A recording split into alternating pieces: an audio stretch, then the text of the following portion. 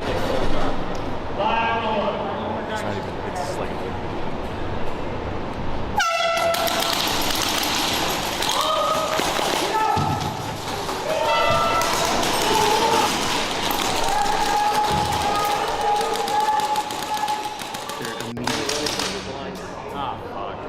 Because this time, whenever I'm shooting people here in the snake, like whatever, it's so dark.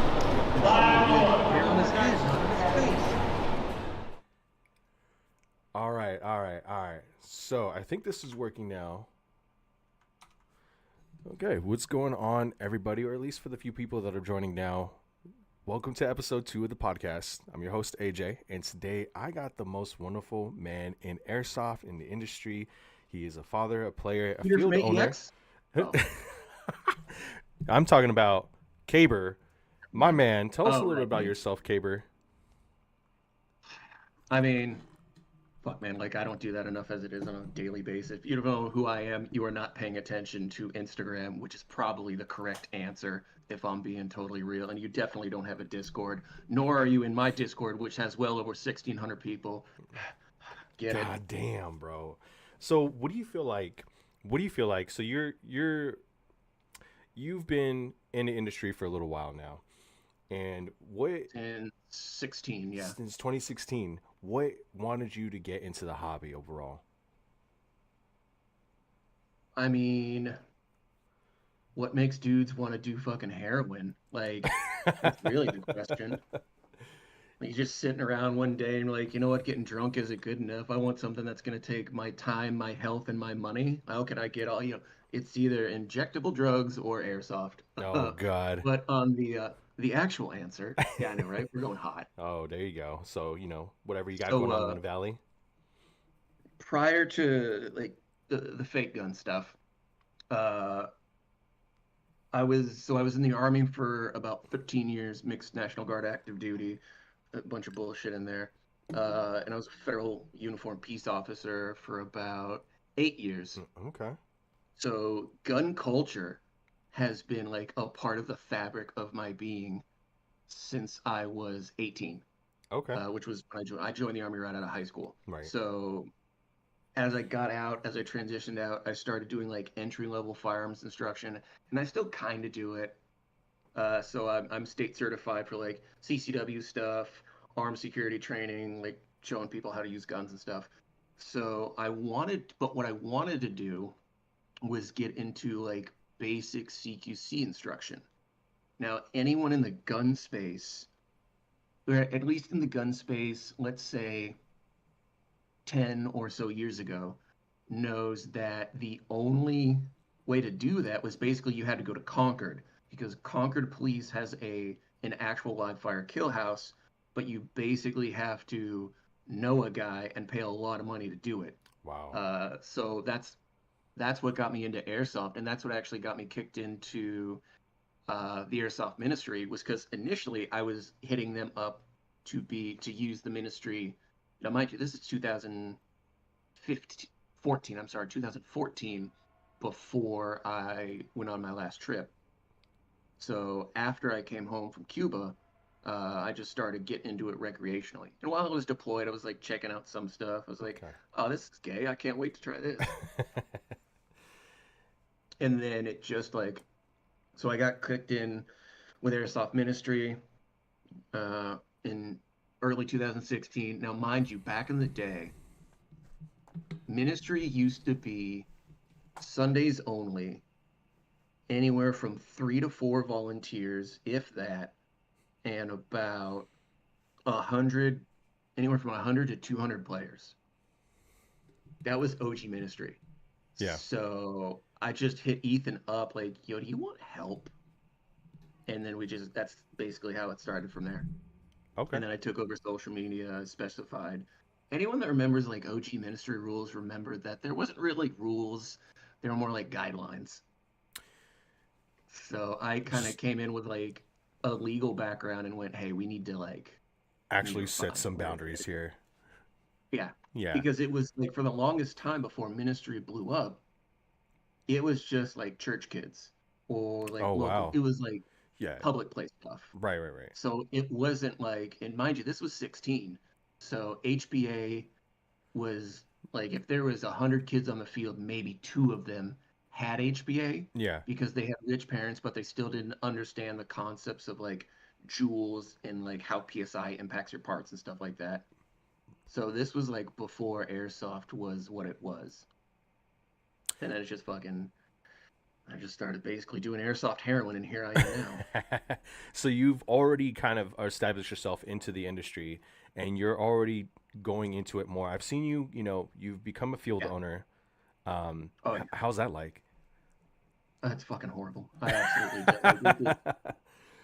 I mean, like, it seems like Eh, there's a lot that goes into it when it comes to organizing and setting your rules and Remember how well Keegan spoke of event promotion and mm-hmm. how he was just like, man, there's so much money in this and it's so easy. Yeah. That every weekend. And that's basically what it is. Shit. It's there's some fun stuff to do like the events and shit I put on. Um, but it man, it's if you hate yourself, you should own an airsoft field.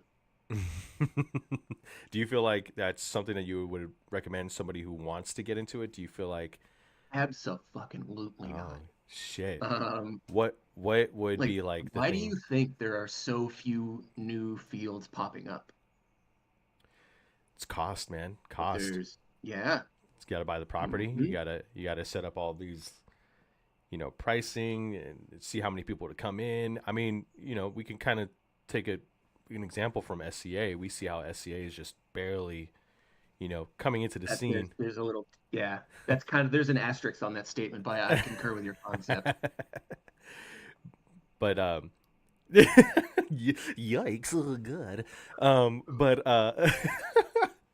but now you're like, okay, so you've been doing this for a little while, Mhm. and now you got to know what it's like to get into the industry because I've seen you on the KWA Fight Night as a host or as You one of the see me co-hosts, everywhere, dude. everywhere. So yeah, dude, tell us a little bit more about that. How did you out of all people? Because when I started, I saw you and we're like, oh, it's this jolly old redheaded dude who just is just He's in the got his industry, hands in everything. and he's just like, yeah, he's like dipping his toes in all this shit.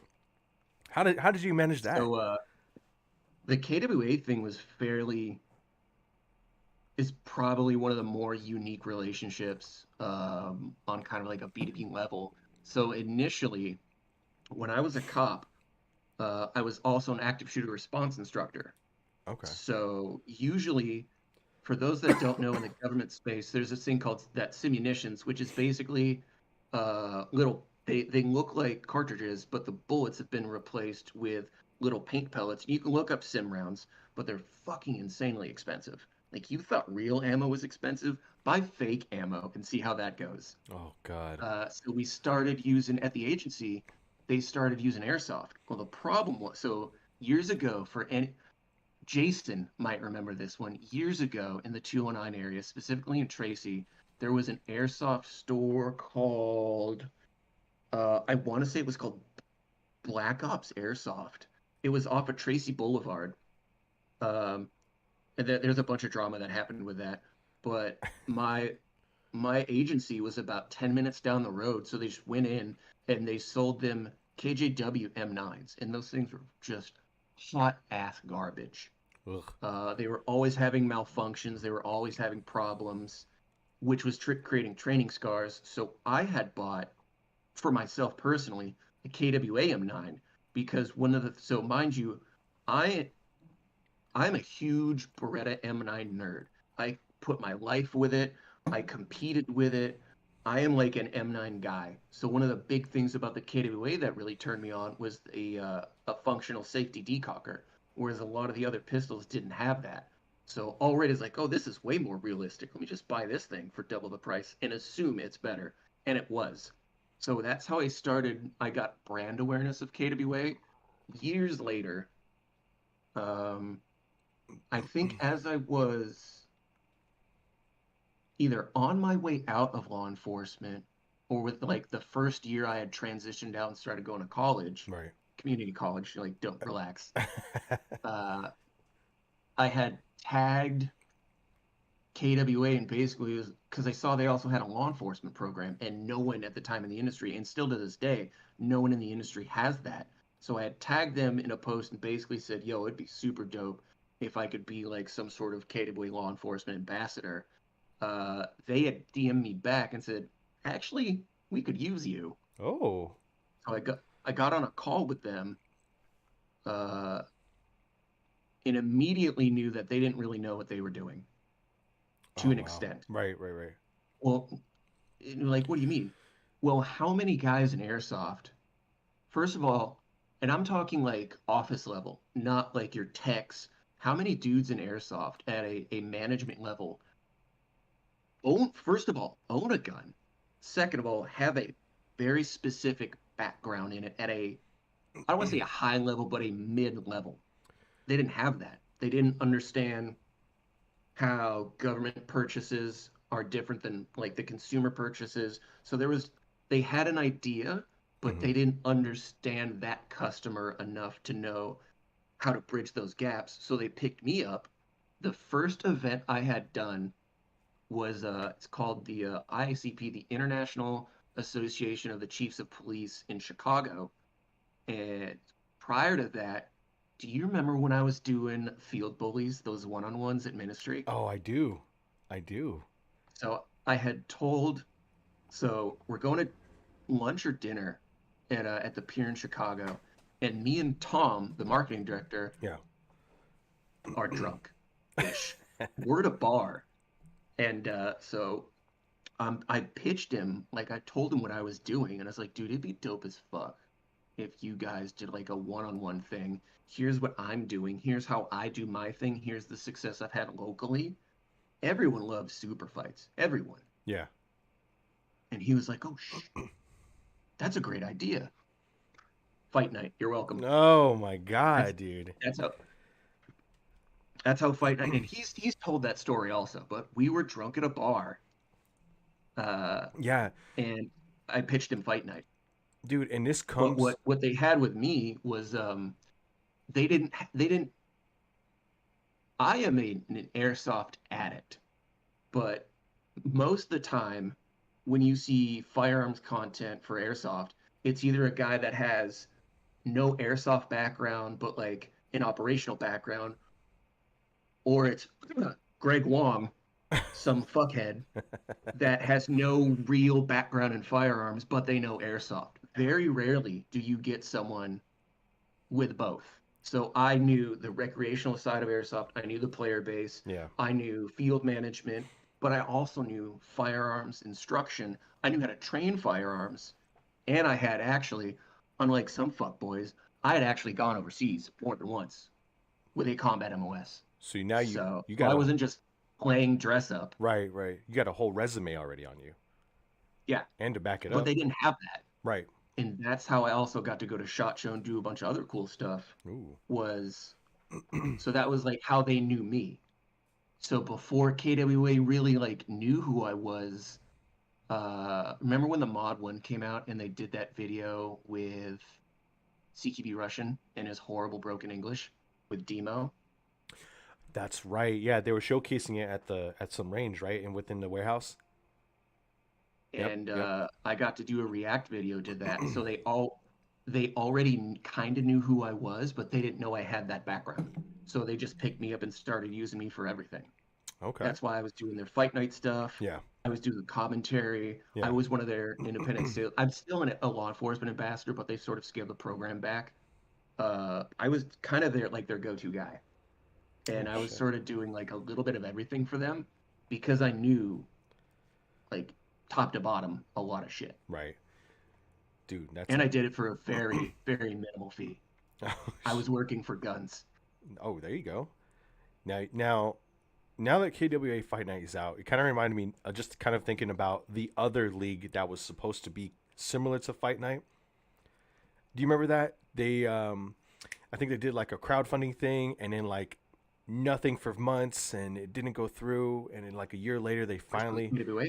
not KWA, it wasn't KWA. It was like some other tactical Are you talking league. about the Airsoft Pro League? That's the one. That's the How one. dare you bring that up, sir? How dare you? It's not nothing like KWA. I want to explain that to the audience. No, It's not like KWA whatsoever. that was a joke.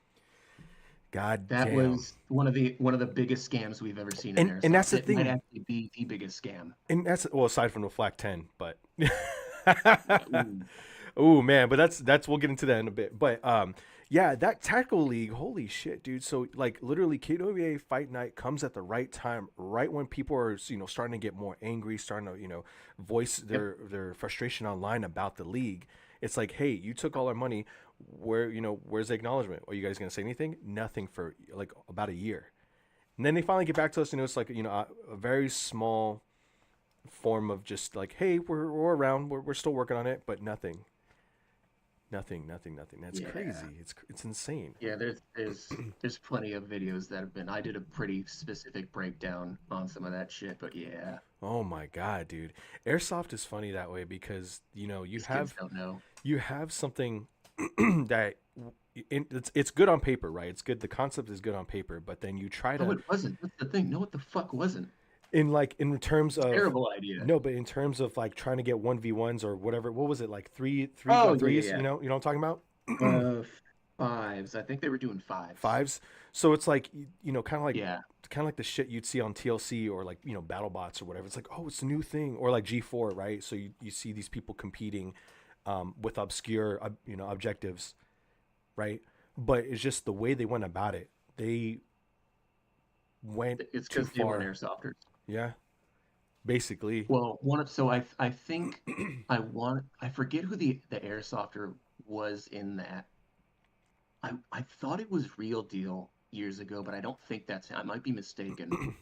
But like you could here's an elitist thing to say. As soon as you saw what they were wearing, you were like, this is gonna be a fucking terrible idea. Yeah, it was a little interesting to say the least, but yeah, I don't know, One of those man. guys did an interview with a earbud in. Remember that?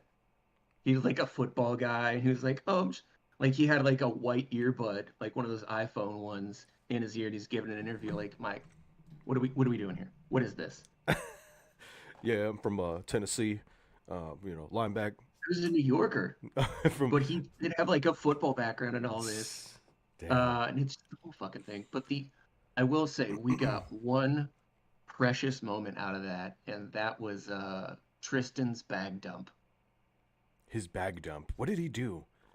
I'm trying to He remember. dumped an entire bag of BBs on a dude that didn't see him. Oh, Like those big like the 2 kilogram bags or whatever, like like a normal size bag. right. I think he had it like in his dump pouch, and he just went up to a guy, just dumped the whole thing on him. What the fuck? Yeah. Yep. Fucking Tristan, man. So it in my opinion, it was all worth it just to see that. Oh my god. I don't even think. Did they have like an episode out already, They or had like a? their free episode and like some other shit, but it was really inconsistent. Okay. And then Yeah, and then just nothing after that. It's been then years. nothing. Yeah, he's still doing MMA shit and stuff like that, but yeah, it's dead Oh ski. wow. Okay. Um, yeah, and it's the industry's weird because you got, of course, like we mentioned earlier, the Flak 10, right? And then you got all these other things, and it ties into like what's currently out in the market, all these brands that are up and coming. They're trying to be the best. They're trying to get all these things out that they think people need, but then they end up not There's being no money durable. in this industry. There's no money in the industry, so it's like, We're a yeah, Canadian-based company that was going to have importation issues coming to the States oh anyway, and I'm my pretty sure that wasn't god. factored into anything. I had a friend who said that they pre-ordered one. Saw it coming. Oh god. They Oh, tons of guys did. and once they got it, I think they said they got a pink version, but when they got it, Mhm. it was broken right off the bat. They fixed it, but they didn't want to deal with the hassle of just trying to reassemble it every time. So they sold it. Probably because they knew they were going under. Oh god. And then Jet Desert Fox had that video. God bless Jet. Oh We don't deserve him. god. Is he okay? Is he doing well? Oh my God. Oh my God, yes. Hmm. See how long his hair is? That's a happy man. Yeah, I've seen him at Battle for LA like in the first time in person. I didn't say much to him, but it Dude, was that's just one of the nicest guys out there. Legitimate. really. Yeah, Like Big Stone. he seemed chill at Big Stone. He seemed really chill. He seemed really tired at Battle for LA. I know he's got a lot Yeah. going on. You see how many, you know how much is going on with that? Oh God. They had here's a story you didn't get. You remember the first day they had those guys driving those trucks around? Yes. Wildly dangerous. Yeah, yeah, yeah, yeah. Notice they weren't there Sunday. Did you notice they were missing Sunday? I did, actually. What? Oh, wait. I heard there was some chisme that happened on Saturday, but I wasn't sure. There was some other stuff that was going on in the background too. So those guys uh, were they had set their little camp up. Like, remember how you'd walk into now where we were walking in is generally the quote unquote main entrance to Victorville, Right. and how they were set up just to the right for their little camp. They weren't wearing iPro. They had kids walking around. They were barbecuing with open flames. All this stuff that was wildly either I remember that. uh, order illegal Right. or just wildly unsafe. So Josh goes later to basically kick them all out. Plus, like, oh, how many times did all of us almost die on those trucks? So he's like, "Are most you guys on? All right, cool." Floors it. Yeah. Like, you ready? Hold on. So What? Josh goes to kick him out, and they were like, "No, fuck you." And that became a thing. They tried to get real huffy with Josh, and one of those dudes was like the size of fucking the truck he was driving. Like that was a big dude. Yeah. Yeah. The rumor, I will say, the alleged rumor is Josh drew down on his ass because he was coming up, Yeah. and it was just like a big thing.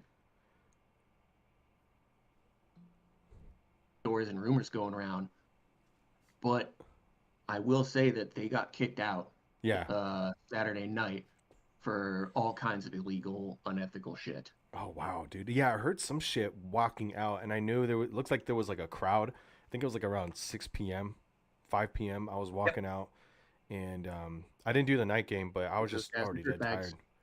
Jesus Christ, Yeah. man. So now, like, imagine your jet, and this is like the maybe the third iteration of that game you've done at that venue, Mm-hmm. and you're just like, oh, thank God, the first day, so good, all nice things going on. I'm sorry, what's happening with the truck drivers? Oh God.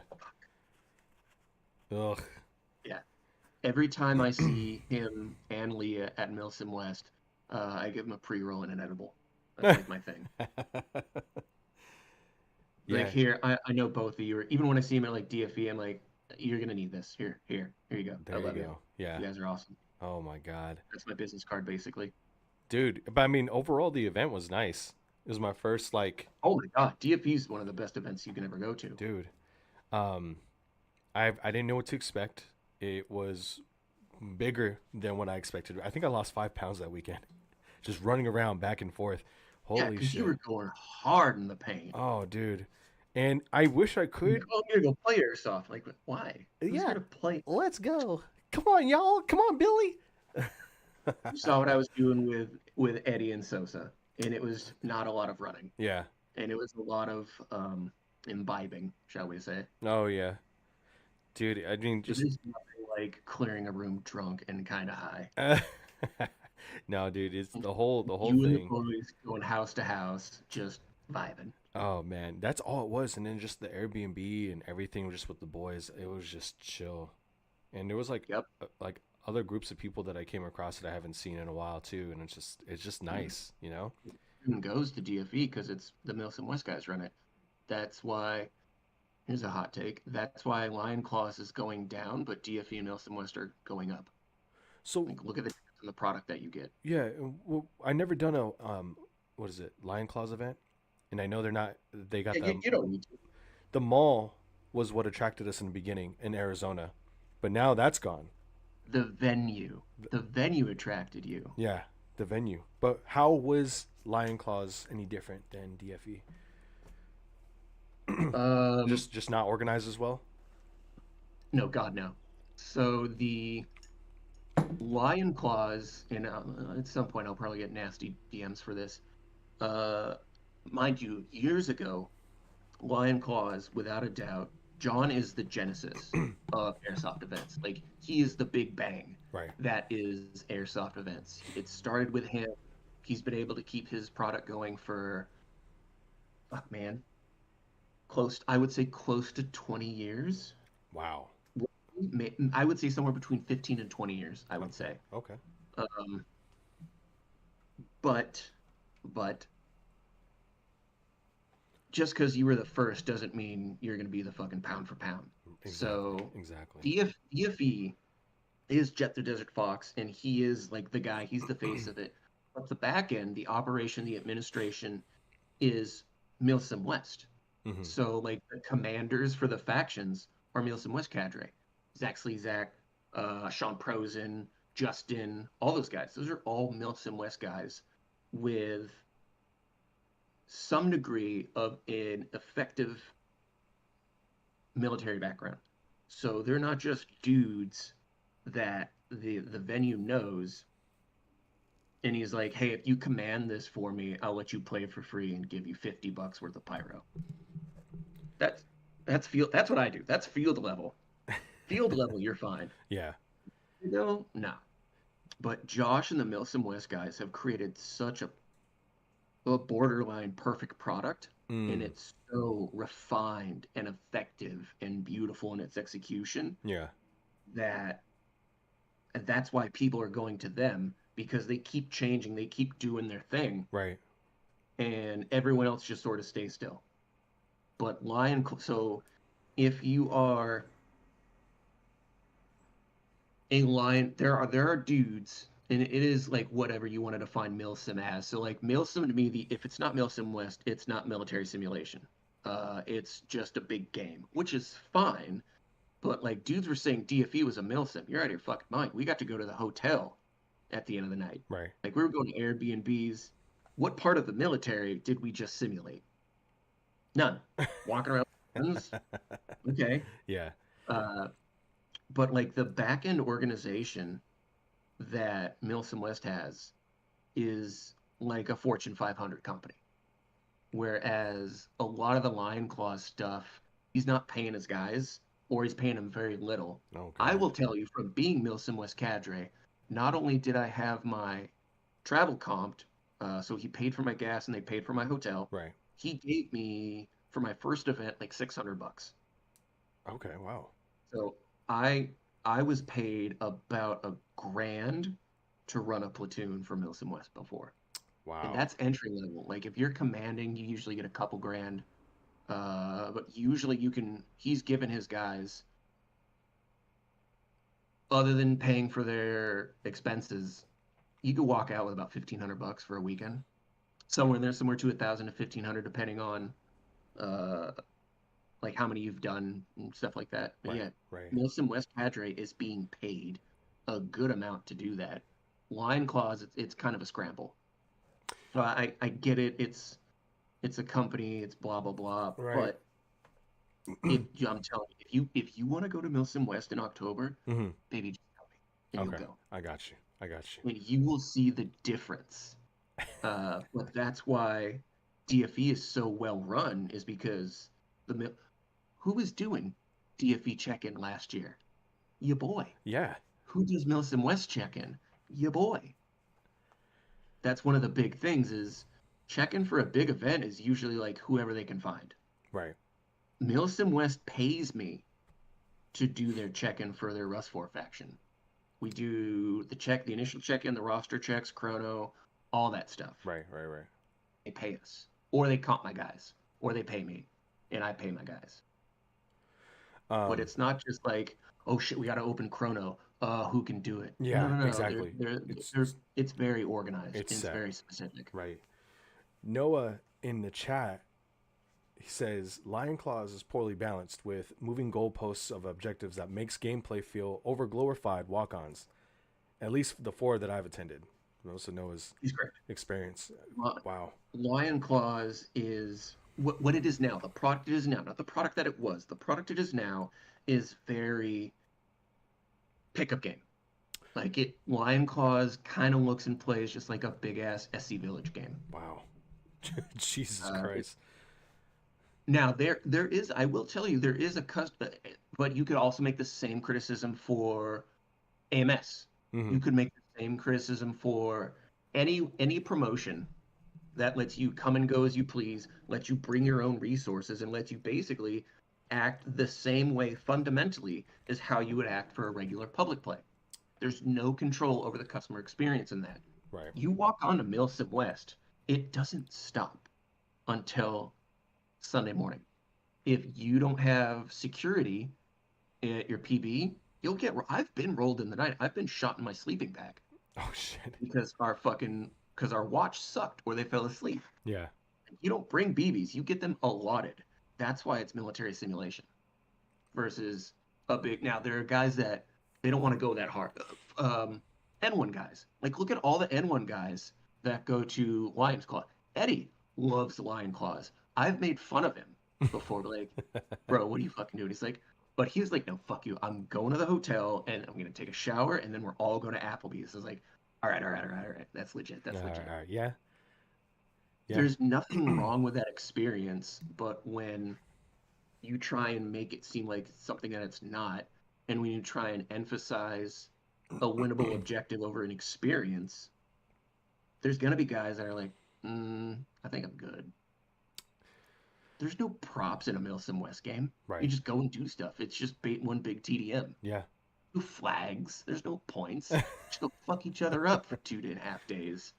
Oh man, I gotta at least experience it one time in my life. You want to go to October? You just tell me. I got you. I'll let you know. And then you go. Ooh, that sounds good. Now, Now who you talking to? You talking to the dealer, the son? dealer, what? Oh man, dude. I mean, drug dealer up north. now you know you got your field. You have all these ideas.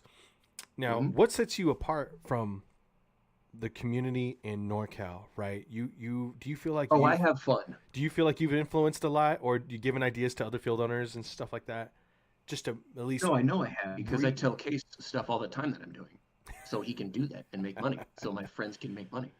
What's the difference between me and other guys? First of all, I'm not even 40, nor am I old enough to be someone's grandfather. Secondly, I run my own social media because I know how to do that.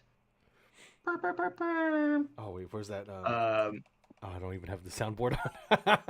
Shit. I know, right? That's why I'm Oh, throwing it God. out.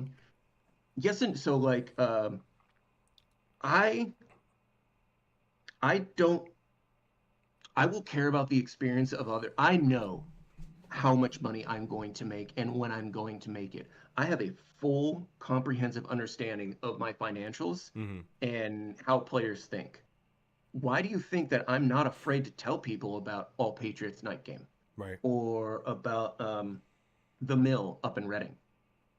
I don't believe there's for me there's no such thing as competition. First of all, I already know players are going to go to wherever they're going to go. Right. But like if you read my Discord where kids are like, "Hey, you should do this, you should do this." Like, "No, I don't want to do that. All Patriot does that. Go play at All Patriot. Yeah. Here's a link to it. Go. Yeah. Go have fun." My whole thing is learn here, go somewhere else and experience. But I don't that is not when your average owner or manager talks about community, what they really mean is their community that they make money off of. They do not generally mean a regional community outside of their own business model. Right. And hot take, I get it from judo and jiu-jitsu. I've had other guys go like, "Hey, we're all going to go to this gym and we're going to train here this weekend. Do you want to go with us?" Like, bro, don't you own the gym I go to? Like, yeah, but I love these guys. So we're going to go here, we're going to hang out, and this guy's got some really cool stuff he's going to show. Like, well, fuck, I guess we're going there.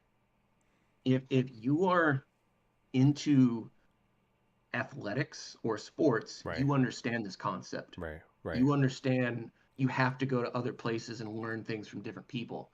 That is, to me, what a community is. A community is not just the people that give me money. Mhm. A community is the region. And so you can look at it from a local community, the whole state, the time zone, the country. So I think the biggest thing that separates me from anyone else is I'm not afraid to tell people to not come to my business and to give my friends money instead. That's a good point. Good point. I think we could definitely benefit from a lot of just, transitioning Well, acknowledgement from one another. You know, in some parts Yeah, of air it's spots, rarely gonna happen. yeah, airsoft is so on a spectrum when it comes to a lot of shit like that. There's just a lot of gatekeeping. There's a lot of just like, no, you got to do this properly. You got to do that, i.e., AEX. Yes and no. And it's, you know, I don't even think it's gatekeeping. When was the last time Pepsi said Coke was a good product? When was the last time Burger King said, "Man, you know what Churches really does really well"? It doesn't happen because you don't. It basic business says make as much money as you can. mm-hmm. Fuck everyone else. That's basic business. You're worried about your financial plan. So what we see in airsoft is no different than what we see in the big business world. When was the last time Ford said, "And you know who's making a good truck right now? Toyota. Man, they're doing good things." That's never happened. That's right. Yeah, that is true. I feel like we have, I don't know, it's so small. The community's so small. And, you know, we had Correct. so many fields in the Bay Area at one point. I don't know if you remember. Money in it. Yeah, there's no money in it, dude. And it's gotten more expensive now. When there were fields back then, we had fields in Monterey, we had fields in San Yes. Jose. Yes. Yes. And then stupid Area 48 based in San Jose, they got in trouble and shut down because they got caught up selling drugs on their premises and, you know, alcohol as Because well. there is no money in the field. Yeah. And then parents complained, city stepped in. Hey, what's going on? There's no permits for this spot. This is a no-no. Monterey, they closed during COVID. The city of Monterey has been wanting to shut down Fort Ord for a long time, from my Yeah, understanding. no shit. And they're like, yeah, we need to build over this already. We need to do something with this field. Fort Ord has a special place in my family's heart. And we're gonna. And then let's see. So my dad was stationed at Fort Ord. That's why he fucking hates Bill Clinton. Oh, no way. Bill Clinton shut down a lot of bases when he was president in the Right. mid-90s. Fort Ord was one of them because my dad was an artillery XO at because Fort Ord was a big artillery base. Right. That's why you see like cannons and stuff on the coastline. Mm-hmm. So I had family in Monterey. My uncle used to live there. So he would drive us to Fort Ord and go, "That used to be my freaking parking spot, and now some stupid ass liberal arts college kid parks there. Thanks, Bill Clinton." Did you miss me yet? Yeah. So Ord. God. But yeah, but I mean, if that's the thing, is if you look at the socio-political background of these areas, Yeah. of course they hate it. Yeah. The only reason that Monterey really still allows probably the active bases they has is because of the money it brings in. Money will speak louder than anything else. Anything else. Right. If Exactly. you can make a lot of money off of it, you'll do it. Oh man, yeah, that's the thing. It's always about the money. But you know, there's some benefits of. I mean, if it benefits the community, I guess it could be done right. I don't, you know, it's just, and it's unfortunate now we don't have any of these fields. Yeah, yes, yeah, it's, and it's hard to keep up because there's so many things that are forever changing, right? And you got people come and go, you got platforms that are Yes and changing, no. and you know, it's not the player base that changes. It's not. It's the world we live. Well, not necessarily the world. It's development. right. Why do you think CQB City's been allowed to exist for so long? One, he brings a lot of money. I assume he brings a lot of money to that area. Mm-hmm. Two, when was the last time you wanted to open a business in Stockton? He's safe. Yeah. If Stockton was Roseville, CQB City would not exist. Really? Is it just due to regulation? Is it just due to money? The spot? I think it's money. Money? So I don't know what his financial picture is, and this could just be me pulling this out of my butt.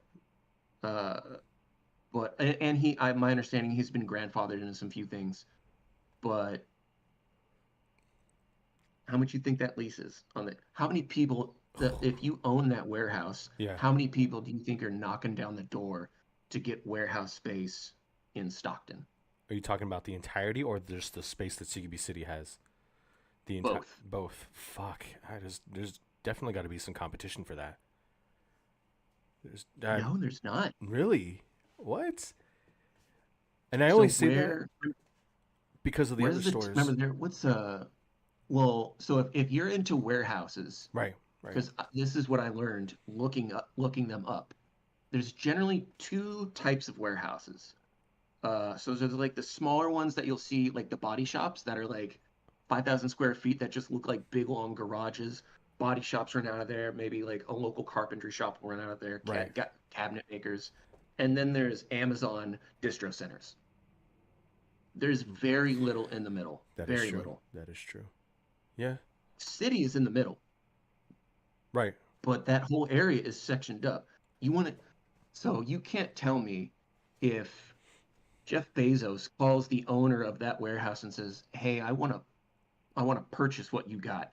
You think City's going to be able to compete with that along with the other tenants in that Oh, warehouse? no No. way. No way. Money talks. Yeah. I almost lost my location because Little Caesars wanted it. Why do you think I'm deciding to move now? At least I can control my narrative. Oh my fucking god. Little Caesars. Money talks, and it's even louder when the economy tanks. Yeah. Oh yeah. Dude. Noah is bringing up a very specific point for NorCal battlegrounds. So that was before my time. Um, my understanding was In battlegrounds. Rockland? Yeah, battlegrounds had some legal and ethical issues, and that ultimately led to its downfall. That Oh. is my understanding. But they went out in 15. I didn't get into airsoft until early 16. So from 2010 to 2015, I was living in the Stockton Tracy area, and then in 2015, I was in a different country. Story of my life. Wow. Rockland. Now help me out here. Where's Rockland located? Is that NorCal or Just north of me. Yeah, it's okay? right above me. They had So battlegrounds? where I'm so for basically, and you can attest to this, with the exception of the few spots in the bay that have money, basically the closer to the ocean you get, the more it smells like crap. Right. And just crappier it gets. But the closer to the hills that you get, the nicer the air quality is. Right. That is also sort of an analogy for the economics of the area. So Stockton, the 209 as a whole, very low income, very poor. Right. But if you're trying to start a business there, your overhead's going to start low. Like your lease is going to be low. The overall your triple net's going to be a lot lower. Elk Grove is kind of where it starts to get a little pricey because Elk Grove is really nice, like the area SCA's in. Mm-hmm. Part of that is really, really nice as you get closer to Folsom. As you get closer to South Sac, you need a gun. The city of Sacramento So I've been told. is very, it's similar politically to like some of the Bay Area places where they don't really like there are no more gun stores in downtown Sacramento. They don't exist. Um, the quote Roseville has money. Rockland, Placer County is gorgeous, Right. but Placer County. So during COVID, when the governor was putting out all those restrictions and the curfew and all this stuff, Right. Right. Placer County and a lot of these other counties basically gave them the finger and do something. We're not going to do that. Right. Sacramento fell right in line. San Joaquin County fell in line to a point, but that created a very specific shift in who shops where. So if you wanted to go out and have a nice meal with your friends during COVID, all you had to do was go to the Galleria Mm-hmm. because Lazy Dog, nowhere in Roseville gave a hoot. No one cared. Yeah. They just didn't because they knew nothing was going to happen. Right. So that created sort of a specific demographic of shoppers, and it was kind of the politically right-winged people who were sort of, as we all sort of remember how that went. But Roseville, if you ask me like where would if I could open my dream indoor field, where would it be? I would tell you it'd be in Roseville. Huh. I never want to do business in Sacramento. Yeah. We learned it from the lockdown. Yeah. How many businesses downtown went under? How many businesses closed their doors and now they do business somewhere in Placer County? There's a reason for that. Right. Right.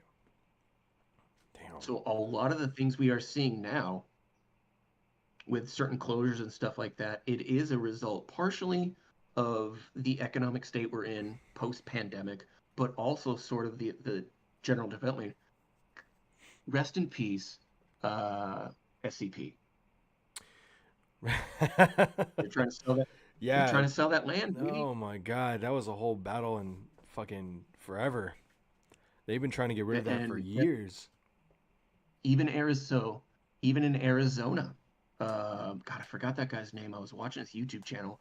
He had picked his, he had revitalized his field in Arizona somewhere. He's a paintballer, and then the landowner finally just said, "I'm selling." Oh shit. Landowner, the new owner wants nothing to do with you. They're going to put, a different business up. Wow. But that's the biggest, I'd say the weakest point in the armor of most businesses is the lack of land and structure ownership. Mm-hmm. You are at the mercy of someone else, no matter how successful your business is. So, SCP, great example. One of the greatest paintball fields they had in the Bay Area, Right. gone. Gone. Blink of an eye, because they didn't own the land. Yep. Damn. Yeah. I remember I kept seeing emails from the city council like, "Hey, we're going to be talking about Yes. the motion to renew the Santa Clara Fairgrounds because it was just the paintball field and a bunch of other spaces too that the city had owned Yep. because it was on the fairgrounds." Jesus Christ! And then When they kept overpricing them every few months. And I remember talking to the field owner like, "Hey, how's it going, man? You gonna keep the field, for another year?" And he's like, "Well, they're busting my ass. I'm already paying up to $60K a month just to keep the field running." Yep. And it's just like, fucking hey, there's Correct. so much involved. It's Because they wild. probably knew. I don't know if my theory would be whoever was involved in raising that price knew that there was no light at the end of the tunnel and was Mm-hmm. trying to make as much money as possible before the next guy came in. Yeah, exactly. Exactly. Like, oh, you want to keep it here? Cool. We're still in negotiations. Like, we're not even close to closing this. More money, though, Yeah. Jesus, man. because I know you're going to be gone anyway. You, as the business owner, are just going to try and hold on month to month. Right. Now, whether or not and typically you do not see businesses put that information out.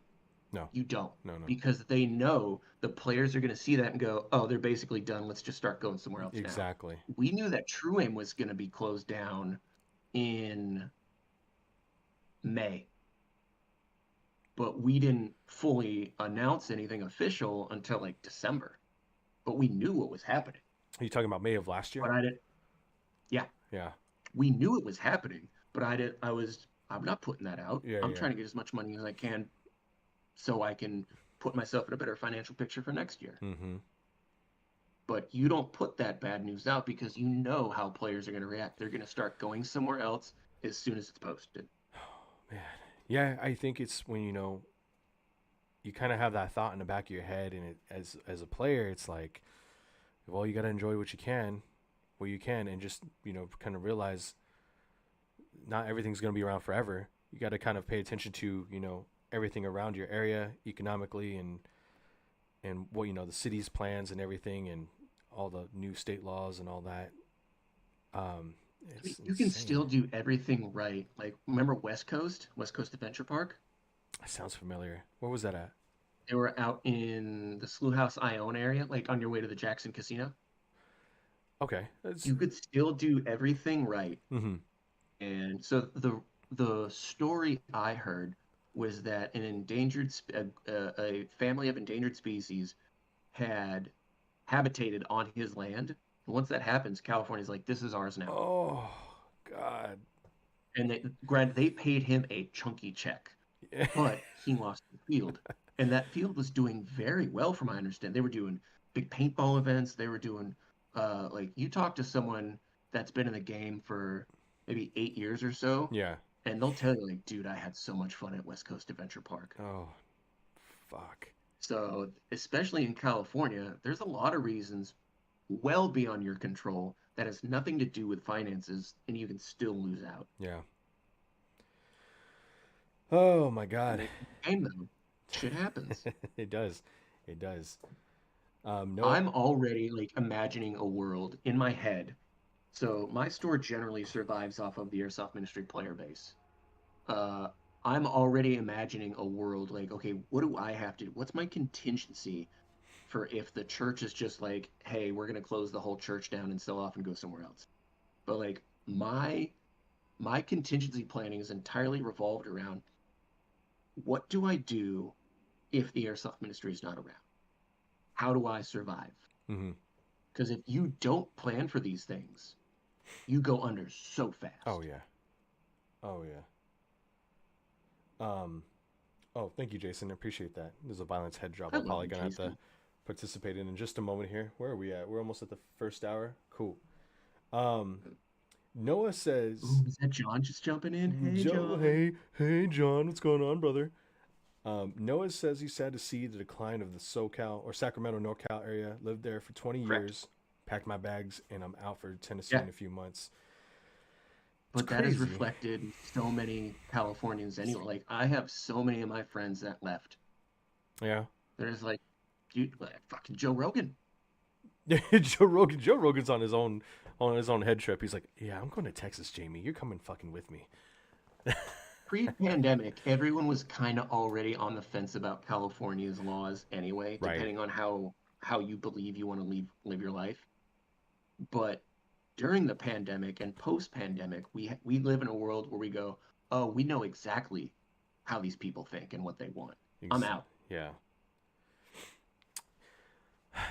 Man, I mean, and then of course we got what we have now. We have so is True Aim now Airsoft Ministry again? No, No. It's we we host the occasional event there, okay. and like the rentals and stuff are ours, but the field is back to the church. Got you. Oh my gosh. Okay. How often would you guys host a field? Like once a month or once every 2 months? Yeah, this summer I brought back night games, and I really liked how those turned out. Saturdays are still pretty slow, Okay. but since there is such a huge player base that isn't available Sunday, I'm still doing the Saturday stuff. Yeah. Um, so legally we are allowed to do, there's a bunch of legal blah blah blah behind that. So we still do the occasional event, but like consistent, like every Saturday, never gonna happen. Damn. Damn. Shit happens. Yeah, shit does Zoning, happen. baby. Zoning. And then we kind of see, some regulation on SCA. I know we kind of mentioned that earlier as well. Troy That is was fucked up. that's That was crazy. not Troy's fault. That was Um, so fucked. so my understanding is when I spoke to Troy about it, he mentioned he had just finished the outdoor field and it's been running for a few months. I know Correct. AEX was renting that out to have their own events out there every once in a while, and then all of a sudden We can they, have that conversation after this. ee, ooh, but they shut down. They had to shut down the field due to regulation that the Building buildings code. weren't up to yeah, they weren't up to code. Troy had mentioned like, well, I don't know what had happened. Things he feels like someone had snitched him out or something.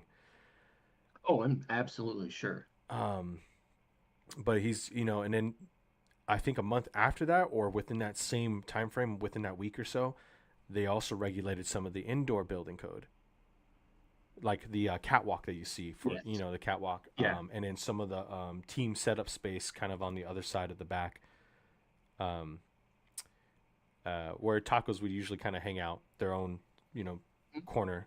So that was not up to code. So they still got to work on that. And he just mentioned to me the other night, it's still not up to code, unfortunately, or they're still they still can't run Correct. it normally. So the only part that's Correct. open is the speed field and that small part of the indoor field that he has right now. That's it. And it's already been And like he what? has to pay all of his expenses. Uses that. Fucking Yeah. A, dude.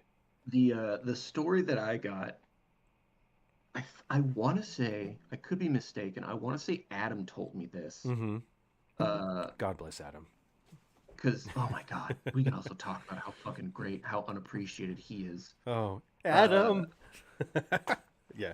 the fire marshal inspected the outdoor field and said it was fine. The fire marshal gave the green light. Now, generally, when a fire marshal says you're good, that is oftentimes the one of the last steps in that process.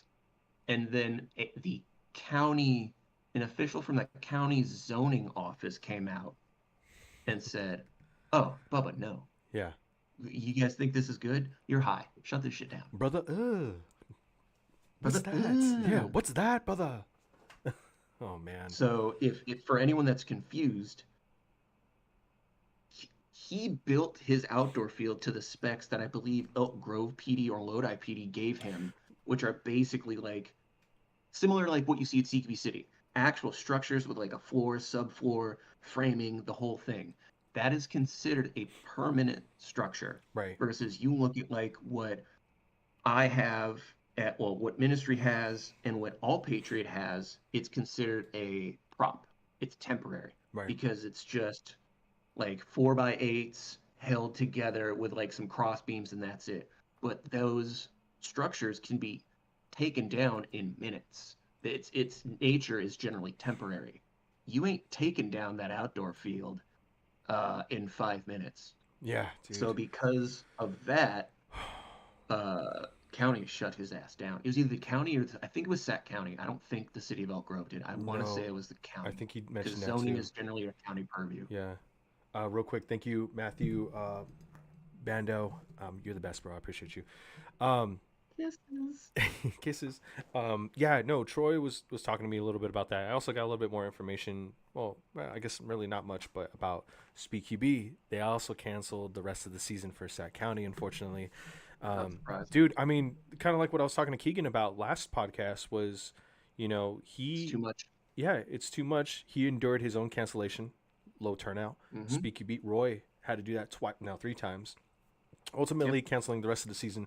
But I believe it's not just at Sac County, but also with Rhode Island, Extreme Airsoft, and I think Tampa. I don't know if that's the case. This is what I've been hearing from Scotto and other people too. And I haven't followed up with Roy. I was going to talk to him a little later, but it's unfortunate. It's unfortunate this is where we're at right now. I don't, a lot of guys are saying the economy. I don't believe that. I feel like that's a You small got to portion of it. remember, yeah, it's because guys are still, if it was the economy, no one would go to the movies. You would see very few people going out and doing luxury things. Right, So it's not necessarily the economy. right, It's how many times can you have basically the same experience in the same place? right, right, exactly. Oh, we made a new loadout. It's still the same field. Like the layout isn't much different. Yeah, yeah, Hey, remember how this thing used to be like this? We turned it 90 degrees. Brand new. yeah, Like, guys, what the fuck? Come on. So you can tournaments, even if you have a drastic change in something from like the NSL to Speed QB, right. still the same place. Yep, yep. So it's I feel like that's the big thing that I learned from the Milsim West guys was the difference. You, in order to make it worth it, you have to give the customer a different, unique experience. yeah, it's it's a lot. There's a lot that goes into it. There's the player base. It's already low as it is. Troy feels like it's growing. I don't know. I haven't been out there in a while. It From what he started with, yes, yeah I believe he's correct. yeah yeah. Growing to the point where it's financially self-sustaining, Mm-hmm. highly doubt. Or I, obviously he's still in business, but I would say it's barely self-sustaining. And then we have NSL, which is just barely over margin for profit. I know Texas didn't want anything to do with that. This is what I was just I talking with. still say Troy's high as fuck for being that loyal to NSL. Oh He's God. out of his mind. I think that's Hey, what's props killing him. props to him. Props to him though. It seems like there's a lot of Oh teams that are God, yeah. that are involved with the NSL, and we got, of course, you got low player base, right? Because everyone's focused on NSL, whatever 4 or 5 teams or whatever there is, and then you got people who are burning out because they're so focused on trying to play tournament after tournament after tournament. It's just a lot. I know I was burnt out. Fucking A, man. Um, so I haven't really played speed as much. It seems like this is now we're gonna say it's a non-player observer. So Yeah, I don't fucking compete. I've never competed in shit yeah, in airsoft. I've got buddies that fight, that do grappling tournaments, that wrestle, that do judo, that do jujitsu, and they've chased the scene and they burn out. I used to do, so the way I got my nickname Caber was I used to do the Scottish Highland games. yeah. and I used to compete in that, and I was going everywhere. I would compete as far as like past Angels Camp and all the way down to San Diego. I was competing a couple times a month, and at some point, you just realize that like why am I doing? Why am I putting this much time, effort, and energy into a hobby? This is insane. And then Exactly. you just stop and do something else. From a Yeah. business perspective, yeah, you want to do, like, if I'm Troy, I want to have as many tournaments as I can. That's my main customer demographic. That's what they want to do. Yeah, we'll do tournaments every month. It looks good on paper, but you're not going to get kids to show up every month to compete. You're not, unless you're going to lower the price. So if you want to do like a pickup thing, which is the same price as a general field fee, yeah, you can do that. Yeah. But trying to get kids to pay $100 a month, and most of these kids are like entry level Best Buy employees, you're out of your fucking mind. You can't do that. That's not. You can ask Roy. You can ask Keegan. We asked Keegan. That is not a financially sustainable business model. It is It's not, just not. unfortunately. No, Why do no. you think for the longest time SpeedQB focused on their product development Mm-hmm. over their events? Yeah, because that's how they make their money. It's a portion of it. That's how they make their money. Mm-hmm. You're damn right. Um, Because you already have to split with the field. So how do you make your money? Products. yeah, it's there's so much that goes into it. I hope we can get past this little hump that we're in, and I feel like it's just gonna be a cycle. Airsoft, in whether it's competitive or it's just the player base going into rec or just any event, it's gonna have its ups and downs. It's gonna go in a cycle, and it's gonna continue to go really high where everyone's just enjoying themselves, and then it's just gonna plateau and then come slightly They down. chill. Yeah, and everyone chills, trying to avoid either burnout or they got life or whatever it might be, and then it's just gonna just kind of plateau at the bottom again, come back up. Everyone's gonna have fun, but And then they start going to DFE. DFE. Um, They're like, oh, wow, this is what fun is like? I forgot about this. See, and that's the thing too. That's what I was talking with my friends. I have a few friends that I airsoft here locally. We'll go to AEX just to just for shits and giggles, and we only tolerate it because Peter's not involved with the rec games. He's just in the background, just being weird. But it's the other staff members. It's the other staff members that make it worthwhile because they're all chill. They're like our Yeah. age, like late 20s, early 30s, and they understand. Like we're just fucking around. We just want to chill. We Yeah. don't want to abide by some Because, fucking up the ass stickler rules that Peter sets. Unfortunately, yeah, because Peter's not a player. he's not. He's not, and it just Like, and you don't even necessarily have to play to understand the customer. I've never competed. How many guys that compete know who I am? I've never competed. Oh, wait. I fucks with it, though. I thought you did compete at one point. Never. No, not like Mm-mm. 2019 or Speed anything. nights. Okay, Speed nights I've done. maybe I was just okay. So like, remember when City first got their speed field and it was in the back? I kind of well, I've been told I haven't played airsoft until like 2020, but yeah, it was like in the That was when back. I was doing them. Really? Huh? It was what was Jason will remember. I want to say Speed Night was a Thursday. Speed nights were Thursday at City, and then Friday was like the general play. Yeah. But I used to go just about every week for speed. Okay. Shit. That was like the closest I'd ever got. Yeah. And then I would do like some, but competing, I had never had an interest to compete. Well, also because I was working. Like if I'm competing, who's hosting the tournament back then? Right. Right. Jesus Christ, man. It's so interesting to see how much has changed, right? And it's Oh my and God, it's night and day. it's that culture It's shift. we've gone from a flintlock to a semi-automatic rifle. Mm-hmm. Yeah, we had like all these like AEGs, DSGs, HPA going into the Euro builds. Um, yeah, it's insane to see where everything's at, and it's still evolving as we speak. Um, Yeah, but you could also argue so the products we see this in rec airsoft. mm-hmm, Products will occasionally evolve, mm-hmm. kind of. The experiences will evolve far before anything else. But at some point, that experience will cap. Fucking look at paintball. Yeah, Paintball's capped out, yeah, arguably. yeah. Oh wow, it was back on ESPN. Who watched? I didn't watch Could you, if you went into Walmart that weekend and said, "Hey, what'd you think of that last paintball match on ESPN?" They go, "What? Like it's back? It's still a hobby." Yeah. Yeah. Yeah, yeah, He's like, "Oh, it's back on again." I want to know, and these are things that we'll never get the answer to. How many people the following weekend went to Cap Edge after watching that tournament and went, "I want to get into this. I want to put my money into this hobby." How many? yeah.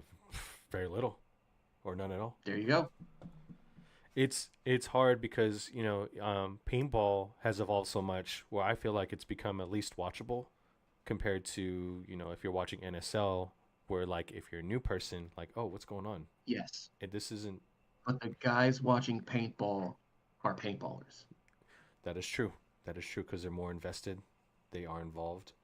Um, They've been doing it. Like we all used to watch Saturday morning cartoons because everyone loved it. yeah. I've never went, man, you know what I want to watch right now is an old paintball match. Oh my God, ESPN's having paintball on again. I can't wait. I'm Dude, I UFC pay-per-view comes on, we're throwing a party. How many people threw parties because paintball was on TV? oh bro, you want to come to a barbecue? It's on ESPN. Let's go. Let's go watch Houston Heat Yeah. and fucking It was a big deal to guys in the space, right. which is fine. Yeah, yeah, yeah, yeah. If Of you're a course. fan, you're already a fan. But I judge things based off of how many new people is this going to bring me. Like Combat Zone numbers didn't fluctuate after that paintball thing on ESPN. It was like that ESPN thing was really just a for the boys moment. Yeah. Yeah. Um Matthew says NSL, I can kind of understand it, and the scoring, like it's tough. Yeah, it's tough. Like paintball, like speedball, No, it's stupid. it's well, speedball is straightforward, right? You got 5v5, hey, elimination, and then just hit the buzzer. And then you got NSL, which is like trying to be like football. You have attackers and defenders, and then you have zones, and then you have to take the flag up somewhere. And then if everyone dies on one side, you gotta hit the buzzer and all this other shit. And one guy's putting a finger up his butt, and then the other, team has to score. It's too efficient. It's German engineering meets sports. No one cares. You like the bratwurst? Like there's rules. Yeah. You know what everyone's favorite Call of Duty mode is? Deathmatch. There's one rule. I like kill everyone not on your team. Ready, go. I like cyber attack. My mom lets me play cyber attack and search and destroy. Yeah, Joe's got a point. A lot of my old events were bringing in a lot of new people. Yeah. Just because I was having so much fun. See, and it's like, but also like I loved it. That's the big basis. The first genre I was addicted to was the tournament scene. Right. Like dudes forget. Technically, I've run the first SpeedQB event in NorCal. It was the Airsoft Ministry. Yeah. I got the email. Yeah. What was that, like 2019? 2018? 17, somewhere in there, but Ooh, that's history. God damn. No, like 18, 19. 18, yeah, because it seems that like was after I quit, because I had a beard, so that would have been, I was out of uniform by then.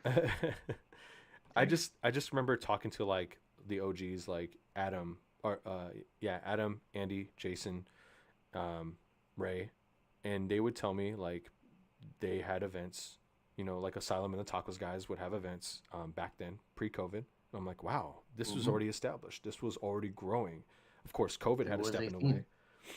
But then, we got out of lockdown. We had the first event at Cap Edge, which was cool while it lasted. Yes and no.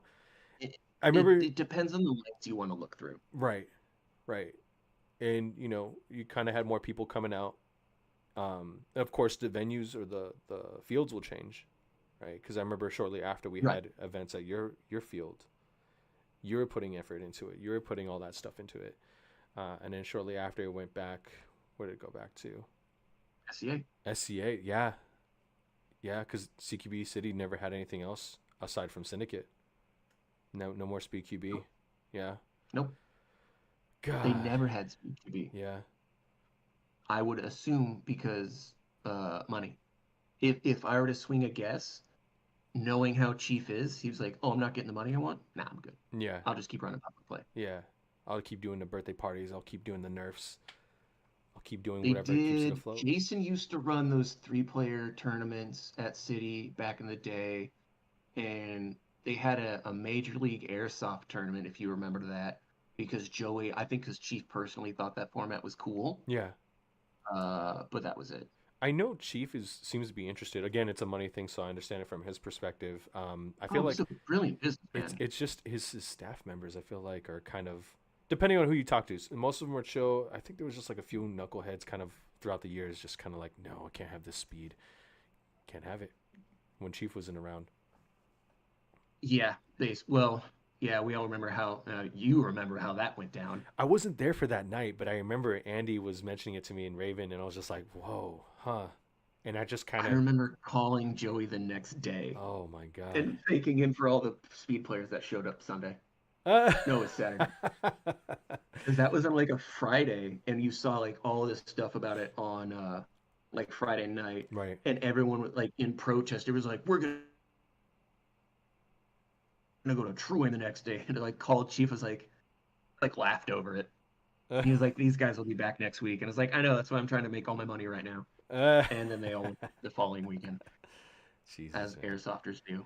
Oh man, Short-term dude, memory. CQB City is an awesome field, like indoor field wise, because you know, That is the key. That is the field of fields, the goat of fields for Northern California. right. I will argue one of the goat fields for the state of California, I if not the West Coast. I always kind of had some ideas and fantasies about, damn, well, what if they did run SpeedQB, or what if they did an event? What if they did a KWA fight night? That field can definitely host that. It's indoor. It's large Mm-hmm. enough. It's bigger than N1, bigger than Tax City. It's comfortable enough where it has a bigger staging area. Oh, did someone donate? Anyways, it's comfortable. I just had some like weird sound in the background, but it's nice. I think it just there's a lot that goes into it, right? Well, like you know what we were saying earlier, but you know It's cool, but it's not going to pay. exactly. A man can dream. That's the thing. So Chief is one of my OG business mentors in the game. He's the guy that really taught me like, hey, these things are going to be cool. They're all these kids are going to show up that one weekend, give you a short burst of money, and that's it. Meanwhile, don't you dare piss off your parties, your parents, or your public play kids, Yeah, because that's who's going to pay that's your your moneymaker. bills. That's who's going to pay your employees Mm-hmm. 4 months from now. Yep, that's the moneymaker right there. All those kids, the newer So people. Joey, dude, Chief is my OG mentor. Him and my big three in no particular order is Chief from City, Sonny from Tax City, and then John from N1. Like those three guys made me who I am in business. Yeah. Made me into this fucking red bearded monster. It's cool. I mean, like city is so they're so well rounded with their with their business, and the fact that they are the second indoor CQB field aside from GamePod. GamePod's there, but they have their own set Is it? rules and policies, and it's not really the same. It's like, all right, it's cool maybe once every few months, but CQB City Yeah, will but actually, um, City makes their money. yeah. GamePod doesn't make all their. So who do you think's really paying for most of that lease? Is it the You owner, think GamePod pays? Raul? Maybe it's Eve. We're Oh, gonna Eve. start Oh, speculating. that's right. That's right. Because remember, that warehouse is a distro center. Yeah. Because I will get when I order from Evike, I will have some of that product come from that area. I've had product come from there. Right. Right. So if you have that guarantee, granted, this is speaking without knowing anything about that business relationship. If you know that lease is going to keep getting paid, how hard are you going to work? If you know you have guaranteed money to an extent, Mm-hmm. how hard are you going to work? Probably not much. Joey makes his money by himself as his own entity. Right. He doesn't have anyone come in. That's all his. So he understands what he has to do to survive. Because he has to. No one's sharing his lease, from my understanding. It's all him. And So that was the rumor. you could argue it's different mentalities. Yeah, and that was the rumor I kept hearing too, because you bring up a good point, because we have Evike, right? That's next to GamePod. Mm-hmm. Evike was considering on leaving at some point, That this is the rumor that it was just kind of spreading They around are. last time that I was at GamePod, which would ultimately kind of put into question. Okay, well now is GamePod going to survive? There you go. Right. So Uh, yeah, that you that know about their Dallas move, right? yes, yes. Okay. I forgot who I spoke to at the Battle Labs at Vegas. Very nice dude. He was a manager for that location and I think the Ontario location. Um, Right. and so when I met him, he's like, "Oh yeah, I'm gonna go back to the other field right now and just just manage that real quick." I'm like, "Whoa, what the hell?" Okay, I'll see you guys later. Hopefully, I can hit up the field in Vegas soon when I go back to EDC or something. But yeah, dude, it's crazy. It's wild to think that like, damn, GamePod is like the closest field to us from people in the Bay Area right now. It's cool every once in a Mm-hmm. while when you go with the homies, but damn, you're right. Is it? It's not going to be Is sustainable. it? It can be when you go and just mag up a bunch of people who don't want to fucking call their hits. Go with Noah, and then I'll go with like a few of my other local friends, and we're just like, hey, this guy's not calling at the airport. Get him, God, and then just I know, just right? having a good old time. I'm I'm curious to see what happens with the e-bike transition to Texas. As in, That's mine. like, Uh, so right, if you go to the Alhambra store, so remember, everything for the most part was out of Alhambra. Everyone else was kind of a small satellite. Uh, GamePod was a small satellite that had some stuff here and there, but a lot of it was run out the Alhambra main store. It's changed. A lot of that stuff's coming out of I think it's Grapevine, Texas, basically the Dallas area. got So you. when I so like if you go down there right now Yeah, and your little order system like how they have, right. they're most of the guns are not there. They're in Texas. Wow. Yeah, Most of the base consumables are there. yeah, right. They'll tell you like when you place an order like this isn't here. We can ship this to you. It's like, ah, oh, damn it, okay. Yeah, But that's weird. when I do like big gun orders for my store, the shipping label is out of Texas. Right, It is not. exactly. Yeah. It's not out of Alhambra. It's out of Texas. Oh man. So how much of that business is going to transition out? I could see them, granted, this is speaking without knowing anything about the business specifics of that. Mm-hmm. I could see them pulling out a GamePod. And then someone will come in and probably be interested in that space. I don't know. Yeah. Who knows? But again, a lot of things. We almost lost Tesla. Yeah. Yeah. Yeah. Remember that? Yeah. So there's all these things that happen in California, all this trickle down stuff that will impact at some point to some degree your experience, either in paintball, in airsoft, or Mm-hmm. both. Mm-hmm. Now we got fields like AEX that went into a new field. Was it Rancho Was Cordova? it time for that talk? Oh, it Is it is. time for that I transition? think we're pretty much good for that right now. Oh, dude. So, Peter seems to be, I don't even know what he is in regards to AEX because what I'm hearing is he's related to the owner of AEX and that's why he's been around for so long and that's why he's been able to kind of get away with his behavior. I mean, like he's hit or miss. He's cool sometimes and the other days he's weird, but Are you talking about Peter or his brother? Peter. Okay, I don't know who is his brother. Is he the owner or Andrew. Andrew? And who is? And Andrew works for PTS. Okay. And Andrew's a good dude. yeah, Like he's a really good guy. right. Um, Andrew, my understanding, tries to like smooth out a lot of the of PTS's, let's just say it, marketing problems. mm, like Greg Wong. I seen him kind And of. then Peter, yeah, so it could be, but Peter is basically, even if he does, my understanding is Peter owns it, but even if he's not, he's the guy. You know what Right, I mean? right. He is the guy that makes decisions. Yeah, and it seems like their most recent decision to ban HPA, I feel like that's heavily influenced by him. At least for Excuse me, sir, they didn't do HP. Actually, you could use them for aggressive nights on Friday. that's. I feel like they should just ban HPA entirely with that kind of mindset. It's like, well, you're gonna have all these aggression nights on this time at this space from like 5 minutes till then, okay? and then you just How do you say it's an aggressive play night when you can't even go to 1.5 joules? Get the fuck out of here oh with your god, bullshit. oh god. Anyway, it's a smart move on their part. I mean, I don't hate that move. I was gonna do a video explaining. I was like, whatever, It's fuck it. not a complete ban. I feel like that's where a lot of people kind of have trouble with. I had trouble with it just like right now. Just I hella forgot that they It's an only intelligent business move they moved because it. if you're gonna do wild shit, Hmm. do wild shit the first 3 months of operation.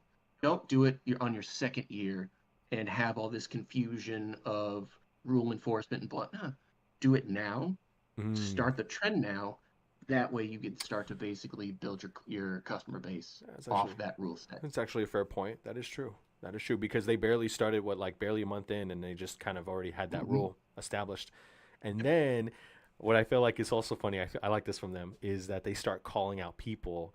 Oh my God, this Fuck motherfucker is Eric. banned. What a dirtbag anyway. What was his name? Eric? Eric.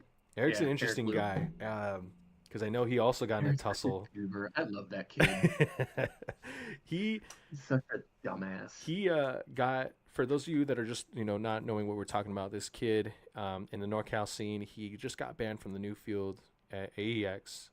Whatever happened, he's completely banned. But AEX took it upon themselves Hmm. to post his face on their Instagram on both pages, the Airsoft Extreme page and the Airsoft Field. Is that what they're called? The Airsoft Field The page. arena.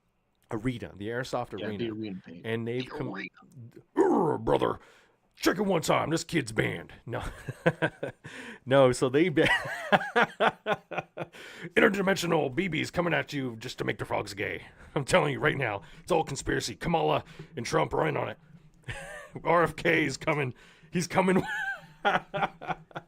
These babies led to brain worms.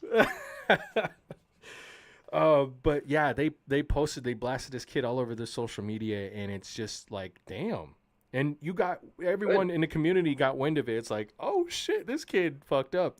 But it's funny because this kid in particular, I believe his name Eric, right?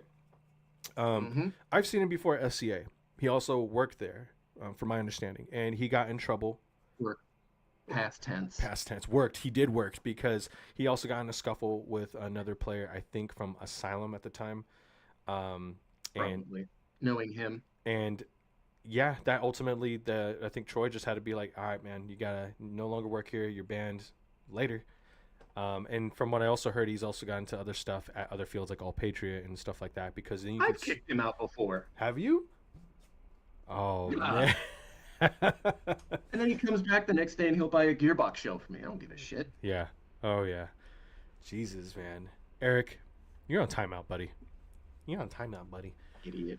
What an Oh idiot. my god! But it's God, I funny. love It's him. funny that like AEX takes it upon themselves to do that. They just kind of put it on social media, Good. which I feel like sends a message to Good. other players, right? I feel like too. We don't have the crazy, edgy kids in NorCal anymore. Like they've all just kind of disintegrated, and I Oh, yeah, feel we like do. I felt. Do We do, we? don't worry. Like, are they still Yeah. like? Are they in the room right now? No, I'm just A no. lot of them have calmed down. Yeah, I'm pretty sure because like you got all these kids. Well, what I'm seeing now is in Arizona. Whose field do you think they like to go to? Yours? Yeah. Oh my God, Caver. Now, have you gotten any complaints about that for allowing When what you say people complaints, are you saying complaints that I give a shit about? complaints? No, I guess what I'm saying Or is legitimate complaints, like valid complaints? valid complaints. One or two. Oh, okay. So nothing crazy. But to be fair, they sent me the footage and they apologized after it happened. Okay, then that's fair too. Um, It was it made it to Magdub Central. I feel it's been on Magdub Central a couple times. MagDub Central. God, that's like Yeah, that's like it's the good marketing hub for me. for people to submit clips. It's just insane. Yeah, because I know the guy that runs the I know the guy that runs that page. I've I interviewed forgot him his before. forgot his name. He's like some I kid in forgot his his early name too, 20s. for He's a chill dude. I talked to him before too. Yeah, I think he's in or was in like Tennessee, Something like that. somewhere in there. Either way, But he was the one that was doing Fenny clothing, like fentanyl clothing or something like right, that. right. Yeah, it's a good kid.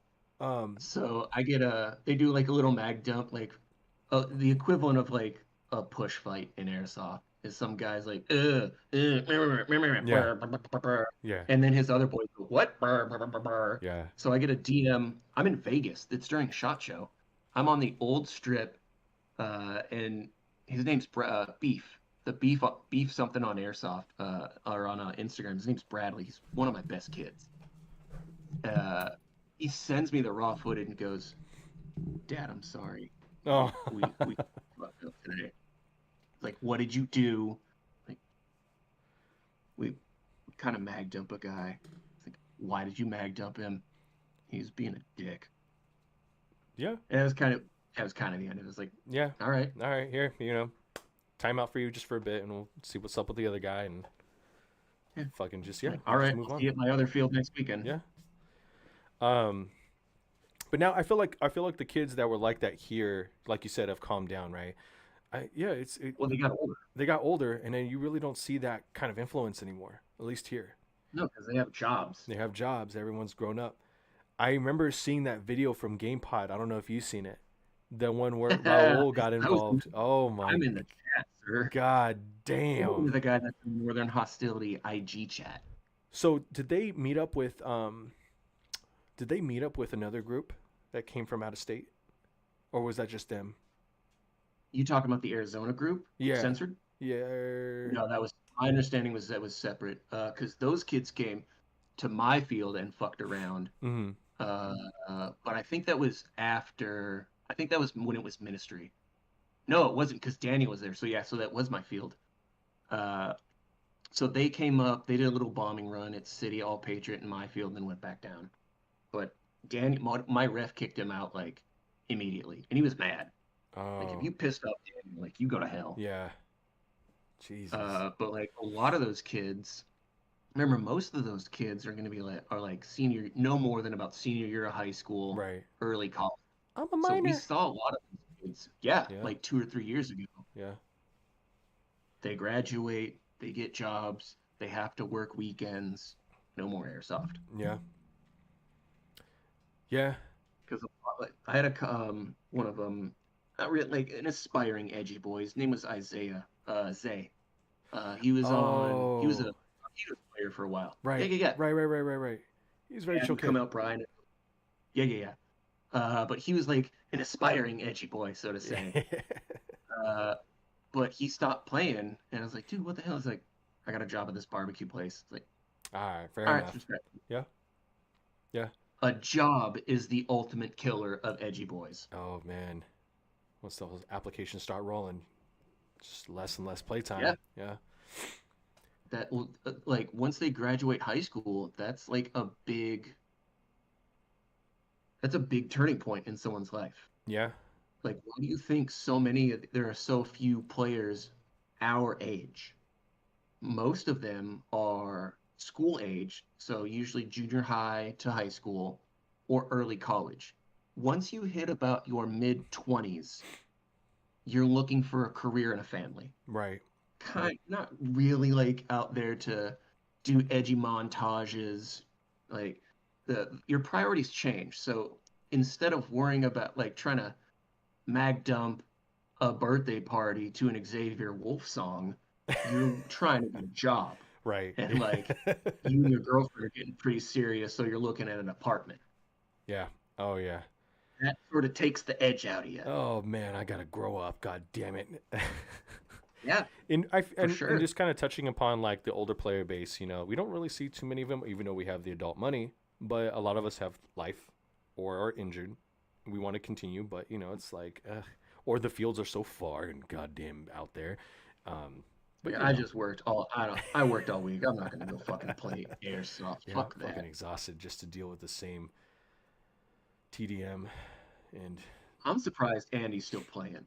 For as much as he works at the distance he works at, you're out of your mind. Oh man, dude, he's working like fucking 24-hour days sometimes. Everywhere. It seems like all over the state. Oh, it's 2 a.m. He's out paving a road somewhere in Mondock County. Or he'll be at speed night and he'll be like, "Damn fool, I gotta get up to my next shift. God damn, fuck, I gotta work 4 hours." What are you? Sorry, man, I just have a couple energy drinks. I was gonna come back. Bay Area. I gotta work over the Oregon border tomorrow. Man, I gotta come back. Get some BBs from Troy. Man, fuck this. Oh, Troy, Fucking I'm gonna go Andy. buy shit from Traeger. Nah, you know what? That's too far. I'm just getting it from Troy.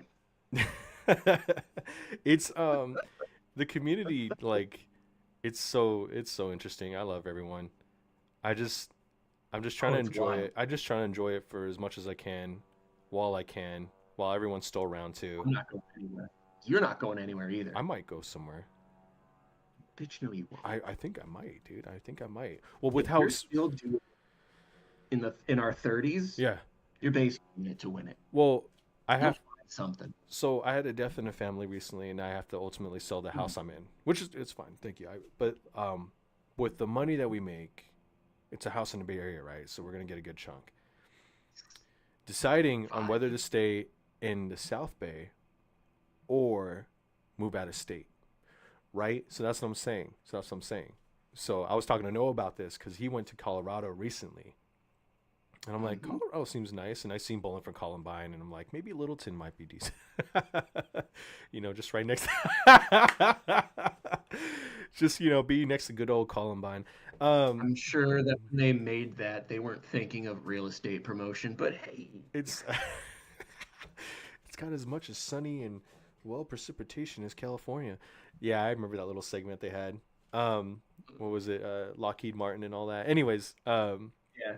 Anyways, yeah. So yeah, depending it's on moving. where I go, I don't know. Like I really want to get back into paintball, but I still want to airsoft. And I know the current friend group that I have right now locally, they've also decided on living life and getting out of the Bay Area, whether that's Being old. being old, living their, whatever they got to do, going back to SoCal, going out of state, whatever. So I'm like, all right, maybe it is that time. Maybe we'll see what happens. Because I do love the Bay Area. I want to stay in the South Bay. I do, if I So can. that stuff is not that bad I like, well, compared to the. because you got the East Bay, Oakland, and you got San Francisco and the Peninsula, completely fast paced, Mhm. completely crazy, chaotic. You go a little bit And further down, yeah, chaos. San Jose, somewhat chaotic, but still subtle. It's chill. Not that bad. It's not that bad. And I like it. I like it for what it I'm is. I'll flex with San Jose. Like I'll go to the SAP Center. Like you see me go to SAP Center for Yeah, yeah, stuff. yeah. And I always tell everyone I live in San Jose, but I actually live in Mountain View. And it's like right there at the hub of Google. Super chill. Super fucking You're chill. good. Super cold. Or not Oh, cold. you're gonna get so much money for that Oh, house. dude. Um, and we already have, You could buy dude. a house And it's out funny there. because our backyard neighbors are like interested in the property. Like, yeah, we can extend it. Some great poupon. No, they're cool. They're like my age, and I'm like, damn. You're about to buy all of Lodi, aren't you? Just with that house. Here you go. Let me just get that Lodi strip. God damn. No, I'm for sure gonna save, invest, and then we'll see where I end up. But yeah, ultimately, yeah, I just it's just funny to look at the current community as it was post COVID, right after we got out of lockdown, seeing how big it was. Yep. Of course, people had to move on with life or whatever. What changed? Now we're still with the same OGs, DVS, Savage, Tacos, Asylum. Well, most of Asylum already moved to paintball, but you get the gist. Jason, I love you, brother. I know you're probably watching still. I mean, that's how hobbies go. I mean, what's the average time a person is in a hobby for? A couple years? Couple years, I'd say, Well, right? Before they move on when to the I was next, or doing, I was hard. I was super hard into Scottish games. I was competing all the time. I did that for 2 years, 3 years. 2, 3 years. Then I Okay, moved on to airsoft or something else. right. Jiu-jitsu is the only thing that I've been like that I've been into for the longest amount of time. But Damn. even that, like, you'll see guys come in.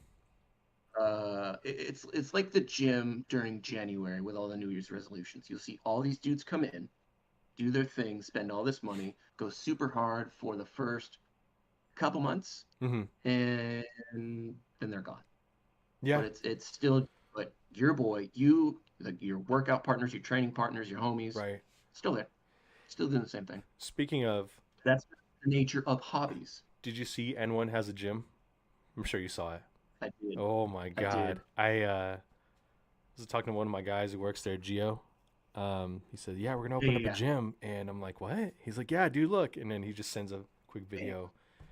God It's so damn. sick. Oh my God. We're I so. told John, I was like, I'm hitting that when I get there for Airsoft Con. Oh my God. I want to go back later this year for sure. I want to hit up that gym, just get Oh, I'm swole with the definitely boys. going. Oh, dude.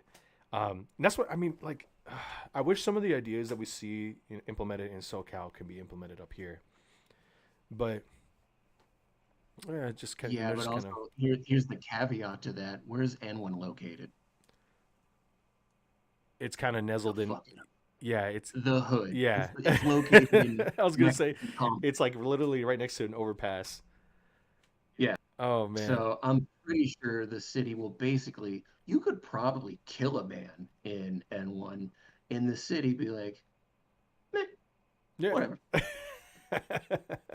Like, yeah, you can still operate. So Yeah, these, that's fine. like, how many businesses are in El Monte that aren't either around tire sales, liquor store, or legal services? Yeah. That's basically the whole hood. Yeah. uh So out here, it'd be pretty hard to do that. oh yeah. Oh yeah. Um Again, maybe you could get away with that in Stockton.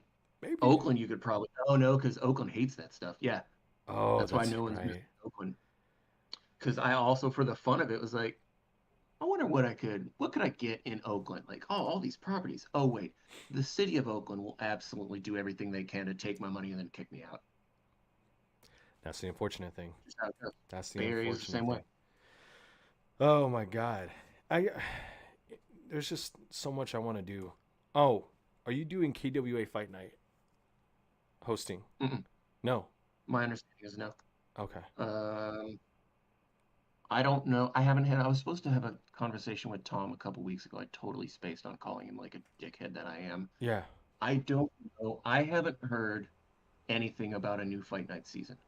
That Okay. doesn't mean that it's not happening. That just means that they haven't told me. Right, right, right. Um, I've been meaning to be interested in signing up for that. And I think it was around this time last year that they had signups.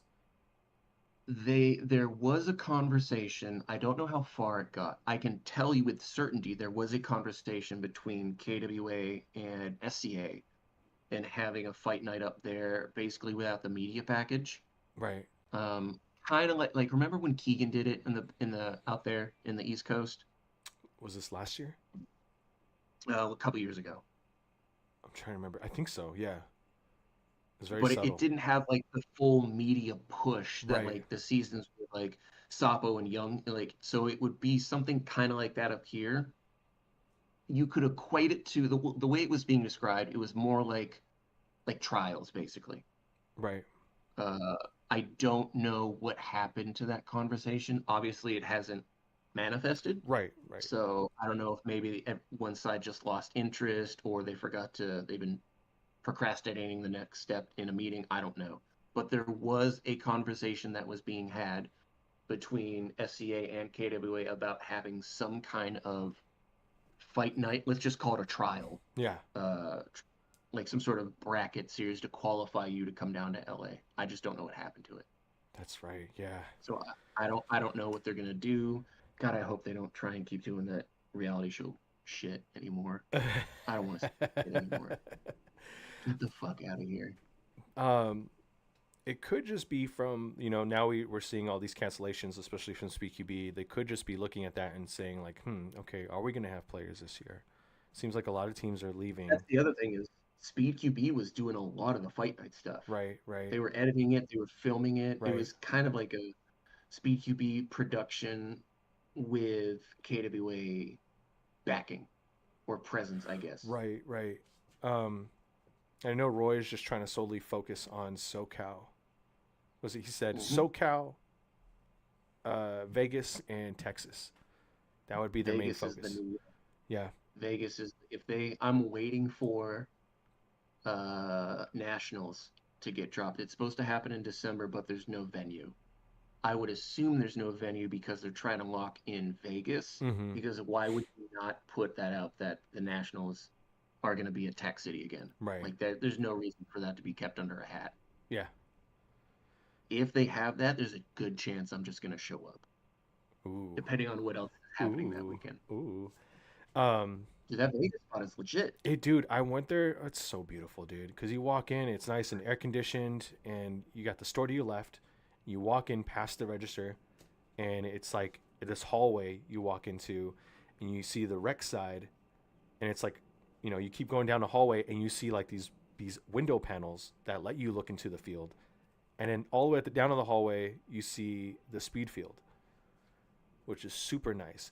I know they don't allow HPA as of now, I believe. Well, at least when I talked to them in May, they didn't allow HPA, Right. but the community is No, small me too. enough to allow that. Um, but for speed, they I don't will even allow think it. it's a field anyway. It's too small to be a public field. It is very small. It reminds me of like half of N1 or something, like if it was narrow. But Right. as a venue, Mm-hmm. it's fucking hot. Oh, it's gonna be nice. It's gonna be beautiful. Um, but I They think, they uh they do a thing at shot. If you want to go to, if you want a way to get into Shot Show again, let me know. yeah. You could just get there, but they do an industry kickback at at that location. It was that's where that's where I first got there. Holy shit, it's so beautiful. Yeah. That's I, what they do. Doing like the little like go-kart racing and stuff on the floor. This shit is oh cool. yeah. Dude, yeah, that field is super beautiful. It's super modern. And I hope nothing but the best for that field. They know what they're doing. Yeah, and like you got the guy, the manager there. I keep blanking out on his name. I feel bad. I don't remember. But going back and forth between Battle Lab Vegas, Battle Lab Ontario, he's making it work. It was like a three. I think he said it was like a 3 or 4 hour drive. Wasn't too bad for him. Yeah, Vegas to LA is like 4 hours. Yeah. So he's going back and forth, managing both fields. It's nice. You got the e-bike store it's also just as nice. Beautiful. Oh my god. E-bike knows what they're doing. They really know how to make something look immaculate. Oh, for sure, for sure. Um, and who's that one main guy that promotes all the stuff? Greg, Greg. funny, but still, His face is very all over GamePod and all over the other Matt. fields. Matt. Um, yeah, I dude. don't want his life. He's just busy, just airsoft event after just going back and forth. That's insane. But I mean, if you're getting, I don't know, I would assume like the pay would be decent. Got to be a livable wage. Yeah. Oh yeah. Wonder if he has a family. I don't think so. Because I I think think, I want to say he's married. yeah. I mean, like, at most, right? But you're traveling so much, like it's just Yep. you gotta do all that and some sacrifices and stuff. Um, No, dude, fuck that what job. is your like take on the current competitive scene right now? Because as we've seen in the last Where? in SoCal, I'm going to talk about SoCal just because primarily it seems like a lot of the culture, because NorCal will come down to speakeasy events, but the culture seems to kind of get more aggressive. And Eddie put up a video, pretty much calling out. I'm just gonna say just calling out pretty much KSM for his interaction. How Damn. dare you? Oh my god. That was brutal. Eddie was just like, I'm tired of it. I'm fed up with it. Fuck you guys. And he just puts them on. I love the KSM guys, but damn. Everyone just shits on them. Oh man. Well, yeah, in SoCal for sure. Like literally, that's what I was talking about to Keegan in my last podcast was just going out there. I'm like enjoying everyone and just vibing, and they're like, "Oh shit, KSM's here." I'm like, "Wait, what did they do?" I'm like, "Oh, they did da, da, da, da." I'm like, "Oh, well, I They're can't." so aggressive. They're just Mexicans from Fresno. Have you not been to Fresno? That's how I am. Yeah. Why are you being so passive? Is the um, real question. yeah, exactly. So, wait, hold on. Did Tristan just message me? Oh, he did. Wait, no one does target shooting competitions because they only know mag dumping and volume shooting, says Tristan.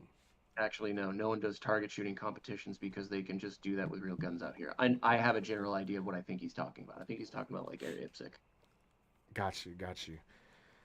because he's the big that G&G thing. But yeah, we can talk about that after this. But yeah, anyway, right. the local scene. So yeah, so you got SoCal. Everyone's getting mad at each other. I know some people were kind of crashing out in the comments of social media. People are just posting clips for clout, getting headshots, forcing trades. and it's not something that I've seen appear too much, but it's something that kind of starts to trend Not little really. by Yeah. little. In other parts like the East Coast, but in SoCal, it seems like there's a lot of the mix going on out there. Um, why do you think that Yeah. is?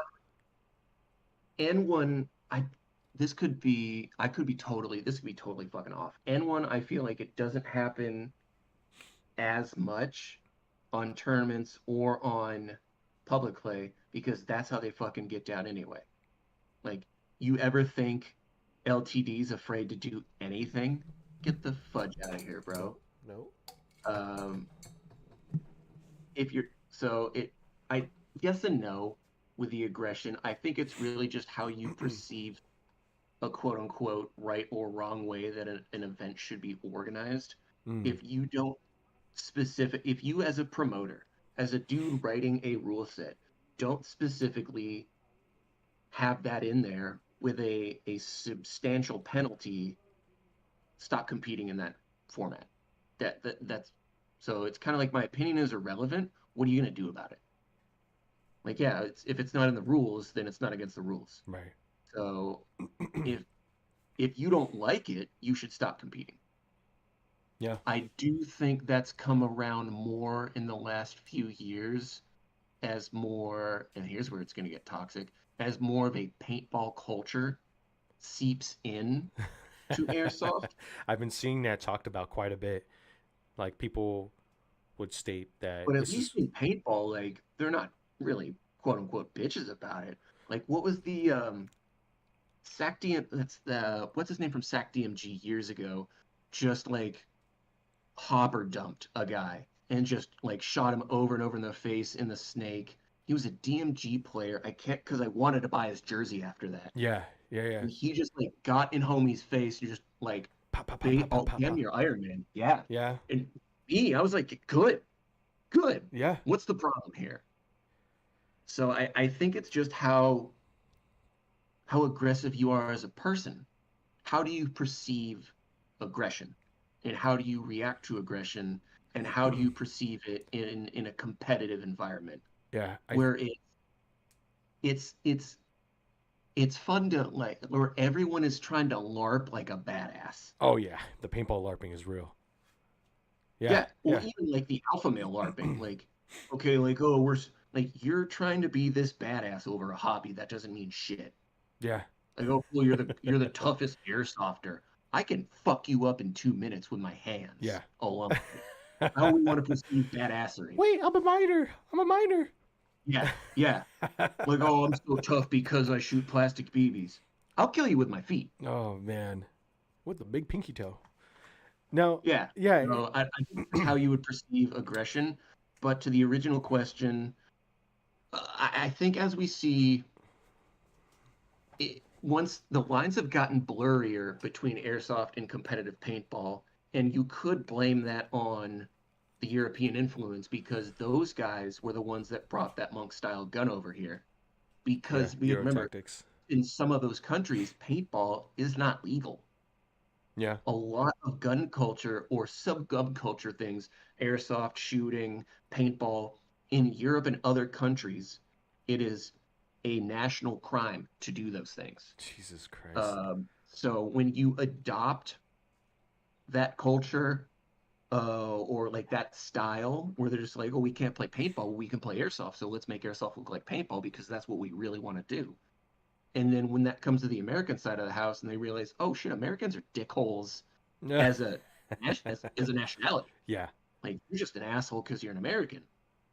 But as the lines get blurred between competitive airsoft and paintball, and competitive airsoft looks more and more like paintball, you shouldn't complain when the cultural shit comes over as mm-hmm, well. mm-hmm.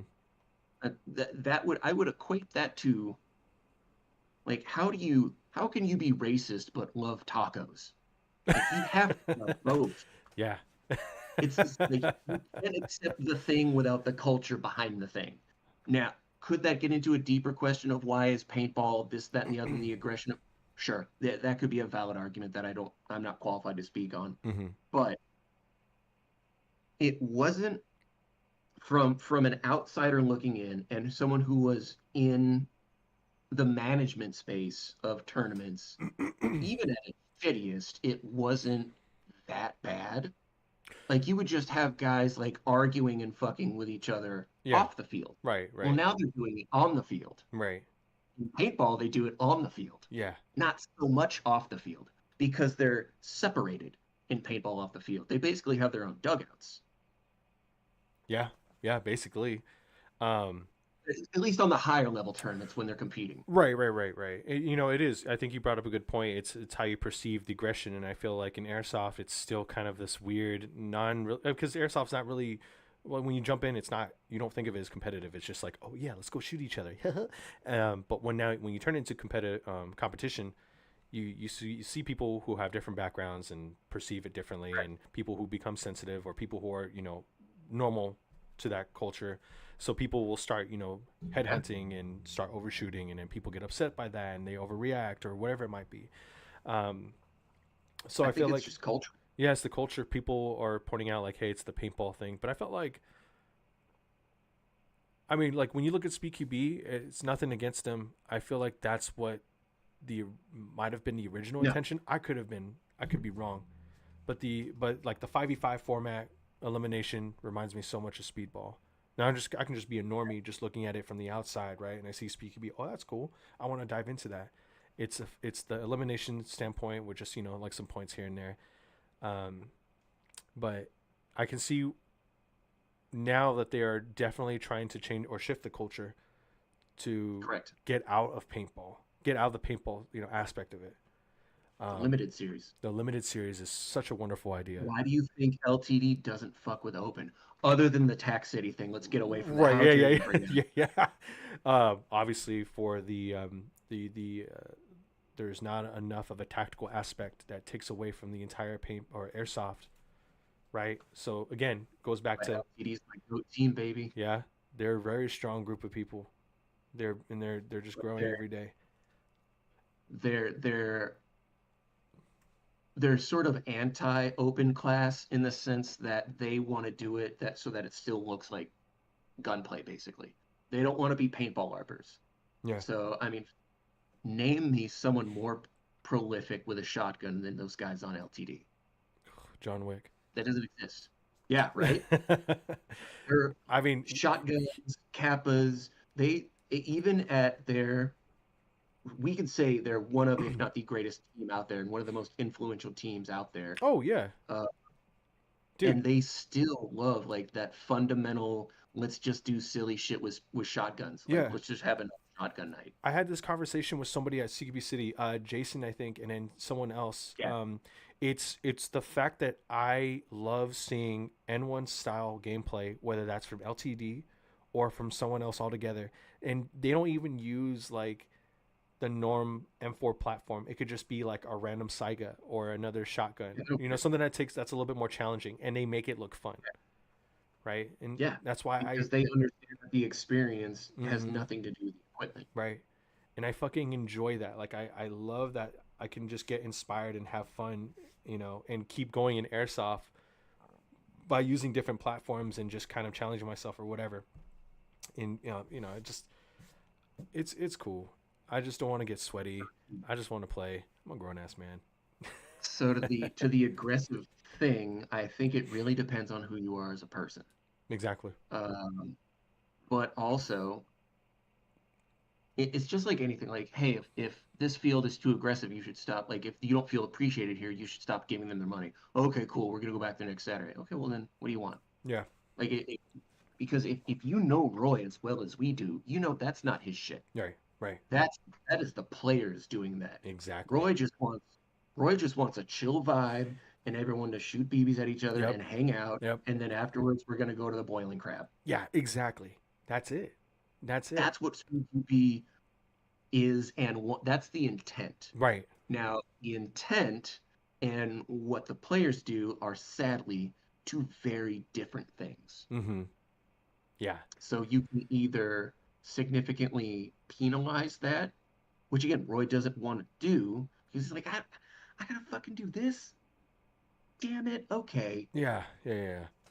But I mean, you base what it comes down to is for penalties. You can either kick them out Mm-hmm. and lose that extra money, or try and find something less severe. Like, how many times have we seen a mixed martial arts contest where you get a free dick kick and or eye poke, None. and it's unpenalized? Yeah. Yeah, None. none. None. And like you mentioned, Sport, it's unfortunate because we have a low player base, and it's like you lose the money, correct. and then you don't have the people that want to keep playing. I mentioned this to Keegan last time, and it's like it could just discourage other teams. Like, all right, well, if there's not enough people, let's go ahead and just kind of leave out this event for this time and see how it goes next. The next event. The thing about that is if it's your event and you have players saying that, that is lost revenue. Yeah, yeah. Granted, for if you're speed QB, I don't see that hurting your bottom line necessarily because No, you still no. have a strong product thing. Oh But yeah, if you're NSL or if you're Keegan with CSL and yeah. you don't, and products are not part of your business model and is entirely service based, then even Keegan was honest with me. He's like, that's something you have to factor in. Like, if you put in too many rules and restrictions, Mm-hmm. motherfuckers are going to stop paying. Yeah. Oh yeah. And then what do you do? Yeah. No It's one shoots themselves in the foot more than airsofters. it's such a wacky community. It's it's just the most aggressive form of autism you could ever Yeah, imagine. we're definitely on the spectrum. And that's why I started just messing with like big events, Yeah, and that's about it. yeah, and it's and that's why like now like I see speed. I'm like, okay, I had this conversation with Adam just yesterday. Like I just messaged him on Instagram after talking with Troy. Like, what are their plans now that SpeakyB is out? What do they plan on doing aside from NSL? Because NSL pretty much takes up a majority of the year, right? Hmm. So I know Adam said that they want to do some regular, schoolyard type events, like the 3v3s, the 4v4s, or whatever, just to kind of keep the vibe. I felt like that was more chill last year. I missed those events, and that's what I was telling Adam, like, yeah, hopefully we can bring those back. Let me know. I'll help you try to promote it if possible. But right now it's just NSL. It's very focused on the sport or the professionalism of the sport aspect of all that. The saddest part about Troy's business model is that he thinks he needs other people to make his money. He thinks he needs NSL, and he doesn't. No, But yeah, again, he didn't come when he opened his field, he didn't come into the industry with this knowledge. He just came in as basically as a successful businessman from other industries. from yeah, right, I'm telling you, as someone who has been on the player side and the business side, you don't need outsiders to make your own money if you know how to grow your own community. right. Now, how does that work with Adam as both the field manager and like the NSL US guy? That gets tricky. Um, if I was Troy, I'd tell NSL to take a shit and get off my field. And I'm gonna make my own money. I'm gonna do my own in-house thing. Yeah. Maybe I try and do some cool stuff, a little tournament series with CQB City or something like that. But to any field owner, big names give you a temporary boost in attention and maybe a slight uptick in your revenue depending on what you got going on. Mm. But that's it. If let's look at a different universe where I own SEA. First thing I probably do is either rip out the speed field or make it more modular, like with what Tax City has, where Yeah. it's basically Part a of the. half of the field that you could incorporate into public play. Mm-hmm. Oh, dude, that yeah, like what N1 does. They can switch around their field. It's And that's one's different because the structures are temporary. yeah, But yeah, but that would be the way. yeah. Oh, that is. Oh man, I remember they were pretty But optimistic in the beginning for SCA. They were going to turn some of that indoor but again, transitioning to outdoor. Troy didn't know anything about airsoft. He was not an airsoft industry guy. Right, right. Why do you think he reached out to me in my company in the early days? Oh I knew yeah, what the fuck we were doing. yeah, I had already had that experience. I had learned these lessons. yeah. I had talked to these guys. I'd seen the numbers. and I know what. that like Troy doesn't need NSL. Troy, stop it. You are too smart for this shit. You already know how to run a successful business. Call Germany or Europe or whatever and tell Bert, like, hey, it's been cool. I'm out. I'm doing my own thing. Right, right. And I can keep 100% of the profits. And the players won't give a damn. Nope. If NSL was never in at SCA or anywhere in California again, people just go, okay, cool. And then they move on. They keep it moving. Yeah. But if you were to do your own in-house stuff and keep 100% of the revenue generated Oh yeah. while building your own organic community and building your own organic player base, keeping all of the money and getting all of the attention, Mm-hmm. that's how you do a business. Exactly. Yeah, I can definitely see more people gravitating to that than wanting to go to practice for an event that's pretty much gonna be held every other month, and then they got the sub events and all that. Now I forgot the guy's name from the owner from Waken Arena from Texas. I met him last Yeah, year yeah, in I know October. who you're talking about. Cool Yeah, we guy. met him when we were texting It was N1. at the final. No, yeah, but it was at N1. It was because I went to Oh, yeah, yeah, the yeah. night before, Right, we went there. and I saw you with Gabe. And we Um, had a glorious gourmet dinner in a parking lot later. dude, those are the vibes. I missed that. That was cool. Just shooting the That shit. is why I'm still in this industry. Oh Shit my like that. god, Fuck everything. It doesn't that shit goes away. dude, just talking with the boys and just fucking just bringing up old shit, talking about new shit. That is the fucking shit. Love that. But Only real difference between the players and the guys in the industries is the players are friends with each other. mhm, I'm friends with guys in the industry, mhm. but I'll also use that for industry specific favors. We could tell that story in a second. Yeah. Go on. But yeah, no, the guy from Awaken doesn't want NSL because he knew it was not profitable. But he already saw what was going on with the first season throughout these other fields like Shot Zone, Tampa. Shit show. Shit show. Shit show. Especially with what was it, the first event in Shot Zone. Shot Zone in Indiana. I did commentary for there. Oh my god. And all the stuff that was happening in the background, dude. The greatest NSL commentary was me. Also, fun fact, that weekend is when Eric got fired from SCA because Troy took that call sitting next to me. Oh shit. No way. That's fucking wild. Eric DMs me as I'm doing commentary. He's like, hey, I just got fired. I was like, is that why Troy's still on the phone? Oh my god. Dude, that's fucking wild. Dad, I told you, baby, lost I'm it everywhere. Oh my god. Yeah, so now you look at it this season with NSL, there's only what, two fields. You got Extreme Airsoft, SCA. And they had just, I want to say they had just lost whatever deal they had with HK Army. Cuz you don't see them. Oh, yeah, who didn't see that coming? You don't see them working together anymore. So that's all gone. Oh, really? Oh, no. I never thought that was ever going to happen. I honestly thought they were going to work out. Oh my god. I thought it was going to just be this love language of airsoft. Oh, and everyone was going to hold hands and kumbaya and buy their products. It would have been great. Overpriced fucking Euro builds. Oh, that's what I was wanting. The dream. No. Probably not going to be as good. Oh my god. It's that wild cocaine energy that Mark has.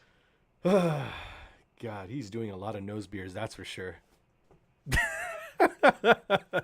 But we look at it and it's just like, all right, well, Troy is following a path that he feels like is correct, but I don't think it's gonna ultimately benefit him in the long run. Now we got Adam on the play now, right? So hopefully, I feel like we need more than just Adam. As much as he's doing for the field, I feel like maybe one more person in the background could kind of help facilitate, like a co-manager or something. You don't think so? You don't need.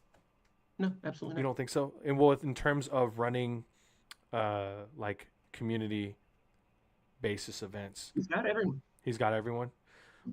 Yeah. He has everything. Minus like all the permit problems and all that. Right. He has everything he needs to run a successful business. And I base that off of look at Tax City, look at N1. If you ever think it can't work, especially look at N1 and the socioeconomic area that it's in, and the impact that it's had, and he's still growing it. And N1 is basically the field size is like the size of 2-3 car garages. Oh, exactly. Yeah. Like that field size is nothing. That is arguably the mecca of West Coast airsoft. It's for me, it's tied. It's between them and Tac City. Those are the two biggest influences Oh. in airsoft, Oh, for period. sure, for sure, for sure. Yeah, definitely But the influential. overall square footage is a fraction of what Stockton has. Yeah, exactly. What Troy has now that he didn't start with is he has a much better specific advanced understanding of not only the industry, but the tournament player as a customer. So what I think he has is, so I don't necessarily think he had a path of success. I think he was being told what that path of success was going to be, and I think someone somehow put it in his ear that NSL was going to pay his lease. mm, That's what I think. I yeah, haven't I mean had a specific conversation, that's but most, if you're yeah. going to forsake all others, it's because you think what you have is the best. Why do we get into monogamous relationships? We believe that our partner is the best. Right, We've tried other things. This is the person I want to spend my life with. right. So if we look at that from business, why wouldn't you have Speed QB more than NSL when arguably Speed QB is a superior product, especially from a B2B standpoint? Yeah. You're in bed with the other guy so deep because you think if you're an early innovator, if you buy the stock early enough, you're hoping it blows up. Yeah, your investment will flourish at some point. That is what I think someone pitched him Yeah. wrongly. Mm, Because I've that's, had conversations with the NSL crew. yeah. Granted, this was at the Indiana event. They did not understand the American player. They just didn't. Yeah, which is interesting because I think one of the things that we can see that they feel like is cookie cutter is obviously the GoPro situation. Someone breaking in. Nah, it's Oh. just my PTSD when I see something out the corner of my eye. um, but yeah, I mean, kind of like one small example is like their GoPro situation where they don't allow it because they feel like it'll create a toxic environment where players are just going to go to If they're refs. live streaming the tournament, get Yeah, the fuck out of here. exactly. I'm I done with feel like football. it's just another monopoly on the media. It's insane. I talked to Yes, no. Yeah, kind of. If Quitski. you think that, you're retarded. But yeah, like if Oh you man. sincerely think that, like, oh, I want to control the media, you're fucking stupid. Oh God, man. But yeah, ultimately, it's yeah, I can't see this getting through to the community. I don't think it's gonna last. And No, I hope. My only hope is that Troy and Adam can work on it and see it for what it is. I'm pretty sure they already see it, but I feel like they're riding on NSL so much right now that they're just trying to. I mean, to be I fair, don't all know. those guys, even Adam's been open with his what he perceived to be some of the shortcomings in Indiana. Right. I was like, why is this a bad idea? And Adam would just be like, hey, man, I'm just here to run it. Like, all right, I Yeah. love you for that. Yeah. No, he's a chill guy. You know, you're just a monkey fucking a football. Okay, we can proceed. Support your local zoo. Um, Yeah. but yeah, no, it's What sucks is I don't see is you could say and this is where it's going to sound like I'm talking shit on one of the best guys I've ever known. You could say to a sense Adam is a conflict of interest for SCA because I think his loyalty would actually be more to SCA because that's his paid job. mm-hmm. Bert's not paying shit. No, no, no, no, no. If anything, Bert cost him his job. Yeah. Oh yeah. That's what I fucking hated. We don't want to we don't want to talk about that though, do Oh we? my We don't want to god. talk about the La Kappa thing. Oh no, no, no. We have to be nice and just hide behind this fucking fake fucking veil of a community, even though Adam was Yep. the monk guy. Mm-hmm. Where's Monk now? Oh, from the other guy that doesn't know shit about the community. Oh, that's fucking weird. That's unfortunate. That's unfortunate. Uh-oh. Is that a hot take? Oh no, don't you fucking talk out the ass. Oh no, wait, this can be proven. Yes, That definitely. that pissed me off. That was That pissed the me fucking off. shittiest thing, and it's funny because a lot of people in the community know about it, but no one's talked about it. No one's saying shit. No one's saying shit, and it's But also to be fair, like you would just kind of be preaching to the choir. Like no Kappa head has been buying stuff from La Kappa. mm-mm, No one. mm-mm. The only way he got known was by giving dudes checks. Yeah. Yeah. Because all the Kappa homies know you go to the homies like Blowback Masters, Mm-hmm. like Take One. Yeah. Even Waldo was doing some cool stuff for a Oh, while. yeah. Yeah. For sure. But That's where the of course, Kappa heads go. but the money talks. So you get all of these people promoting it. Yep. Yep. Gah, LA Kappa. Use my code Valiant or Yeah. whatever. So if I, let's say I was, if I were consulting with Troy, the first thing I would tell him be, oh, you got to just shit on, just absolutely pull the plug on NSL. Yeah. It's not making you the money you want, and you're smart enough. And this isn't rocket science, Right. bro. I figured this out. I'm struggling to still get my associate's degree, and I figured this out. So if I'm an outside entity, like trying to consult with Troy, first thing I tell him is drop NSL, start doing your own thing, double down in your community, just like N1 did with Jungle Ball. Yeah. Yeah. I mean, And we then, could potentially see like oh, a I don't want a to, shift. that and the other. Yeah. Yeah, that's what I do. First thing I do, I drop NSL. If I Let's live in a world where Troy sells me the field day one, we're done with NSL. Get that out of here. Start doing my own thing. Keep all the money. So it looks like Adam has joined the chat. What's up, bro? He's saying we've had signups. Team picks NSL over Speed QB, and I'm loyal to SCA, Yeah. so it's what's best for SCA and team Yeah, signups for NSL. Right. Just trying to play devil's advocate here. Yeah. I'm just hoping that we God. can see some growth, more growth. I know Troy says there's growth. I don't feel like there's growth. Oh, I agree. Absolutely. Now, Well, okay. when I'm thinking, What metric are attributing growth to? I'm thinking of the competitive side, right? You got teams that are still playing NSL. You still got like the OGs, right? I mean, yeah, we got like a few teams that are newer here and there, but I feel like because of the scene, the hobby itself has such a high turnover that there's going to be a small benefit. It's like that hump thing, right? It's going to be good. It's going to come back down, and the OGs are still going to be there. So you're still going to have Tacos, DVS, Savage, KSM. So are we saying that's growth, or are we saying that's sustainment? Possible sustainment, hardly growth. That's what I think it is. Yeah, I don't think it's necessarily growing. Right.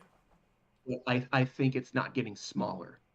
Exactly. So, and arguably in business, not losing is kind of more important than winning. right.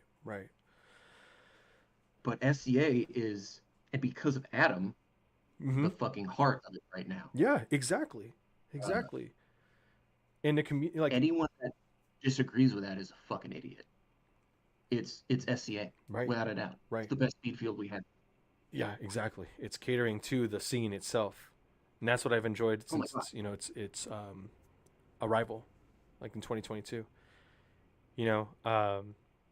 Thank goodness. Getting kicked in the dick, and he doesn't deserve that. Like, I want to do all these fun things and invest in my business and be a successful entrepreneur. And then Sac County Planning has entered the chat. No, dickheads. Yeah, I think I just hope for the best for the upcoming, because I feel like with the community itself, speed wise, it's scratching the surface with all of its ideas. It'll get there. It'll get there eventually. It'll get there. It takes. Think of it from another perspective. Like, if you were to start a new business, even in a regular city, it's going to take you years, plural, to grow an organic customer base. Yeah. Oh, of course. Why do you think there are more chain restaurants than mom and pop shops? It's what we're familiar with. Would you rather have a Starbucks location or your own coffee shop? The correct answer is Starbucks, if you love money. Mm-hmm. This is just business 101. I think it's not specific to the aircraft industry. I think if we can get more creative ways to promote some of these mom and pop style shops, because I've seen it happen, like San Jose Fools or whatever. They're like, oh, check out this sandwich place, Kenny Sandwiches or whatever. And you go there and it's like, oh shit, it's actually good. And it's, instead of word of mouth, it's now social media. I wish more companies. It's possible, but you have to work a lot harder. Exactly.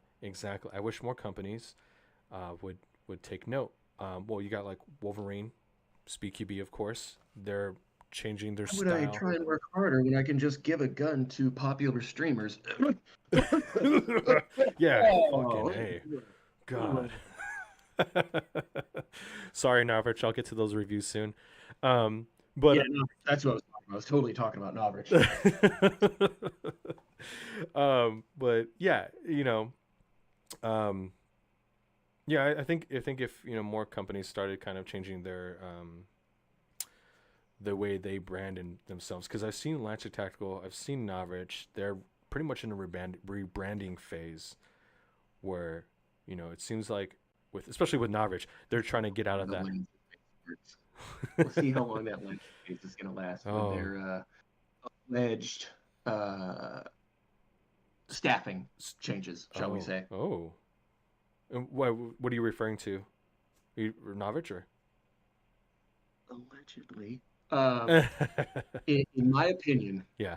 and I'll say this to his face one day, if I ever get to meet him, Right. Right. Right. and if he doesn't hit me. Arguably, without Andy, I keep forgetting what his last. I want to say Wong. I don't believe it. Without Andy, Mm-hmm. the guy from Lancer, Yeah. Lancer would be another classic army. Ooh. Yeah. Yeah. Remember, where were they for the longest time? They were a joke. They had some sponsorships. Mm-hmm. If you talk to any of their sponsored athletes, their OG, like Haley was with Lancer. She kind of liked it, I guess. Valken kind of had the same problem. Right. Then Lancer, in my opinion, they pick up Andy, who formerly of GI Sports. So he has a background in this demographic. Right. Right. Right. So Andy comes over and just I don't know what new spice palette he gave them, but he shortly after Lancer picks this guy up, you see them just rebrand to be a better company making a better product. Mm-hmm. Granted, that you can make an argument over value versus what else is available within the industry, which has been my argument for some time. But he also, to my understanding, brought in Kwitsky. Yes. I love that guy. He's such a cool dude. Why do you think Lancer has some of the best content out there? It's so good. Fucking Kwitsky. Kwitsky, dude. Where did Kwitsky come from? Paintball. Paintball. Who Yep. else came from paintball? Andy. Mm-hmm. Mm-hmm. So in my opinion, Andy saved Lancer. Yeah. I have Yeah. heard rumors, and by rumors, I mean people have told me Andy is now with Arcturus. I felt like I heard that So let's recently. see what. Yeah, because I told you. What was who knows? Some other ginger. No. No. So now let's see what happens with Lancer without. And now I would assume any smart company uh, is going to be very into mentorship and teaching the one up, one down strategy of leadership, which is you learn the job to some degree of the guy below you and the guy above you. Right. Let's see if they do that. But Andy is a fucking mensch. He's the best. Yeah. He's done so many good things for Lancer, and in my opinion, he kept them afloat. So now that he's with Arcturus, I'm curious to see what he does with them. That'll Because be there interesting. is this kind of behind the scenes thing happening with some of the Taiwanese Chinese companies having issues with numbers and not really completely understanding, similar to what the NSL guys had. Yeah. There's a weird behind the scenes thing happening, especially with Taiwanese Chinese companies. Dude, this is what we talked about the other day. Ace Tech coming after all these other companies. So for those of you that may or may not know, I'm just going to bring it out real quick. I've been doing some reviews for T238, which is a brand that's based out of Taiwan, right? And E-Shooter, which is another brand that's based out of China. Both companies or both brands, they make tracers. And you could say it's kind of similar to Ace Tech. The idea, the concepts are there. Very small cylindrical tracers that work on the shaking motion, or they have the flare and the app involved and everything. I've been messaged, DM'd by other content creators who were reviewing eShooter or T238, having a cease and desist letter from Ace Tech themselves, telling them to not review these products as they are currently going into lawsuits against some of these brands. But the cease and desist letter is kind of interesting because it's literally going against the content creator who has no involvement really with, these background companies. So that's like Right. invalid, completely invalid. You And can't DM someone cease and desist letter. That's not how right, this country right. works.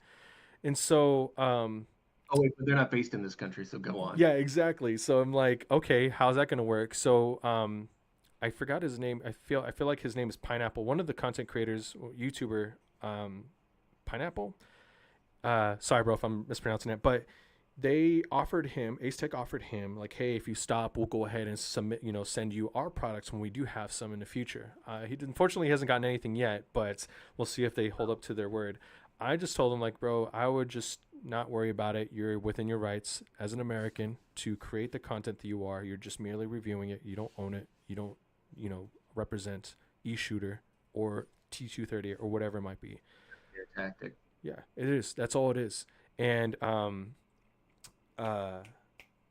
was Gate was also going against eShooter for one of their what is it called? Their Gate similar products. I forgot what it was. Mm-hmm. It's a trigger board.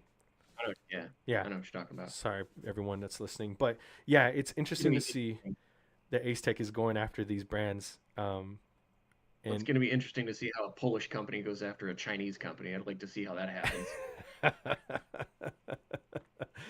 Oh Ace man, Tech, I could see.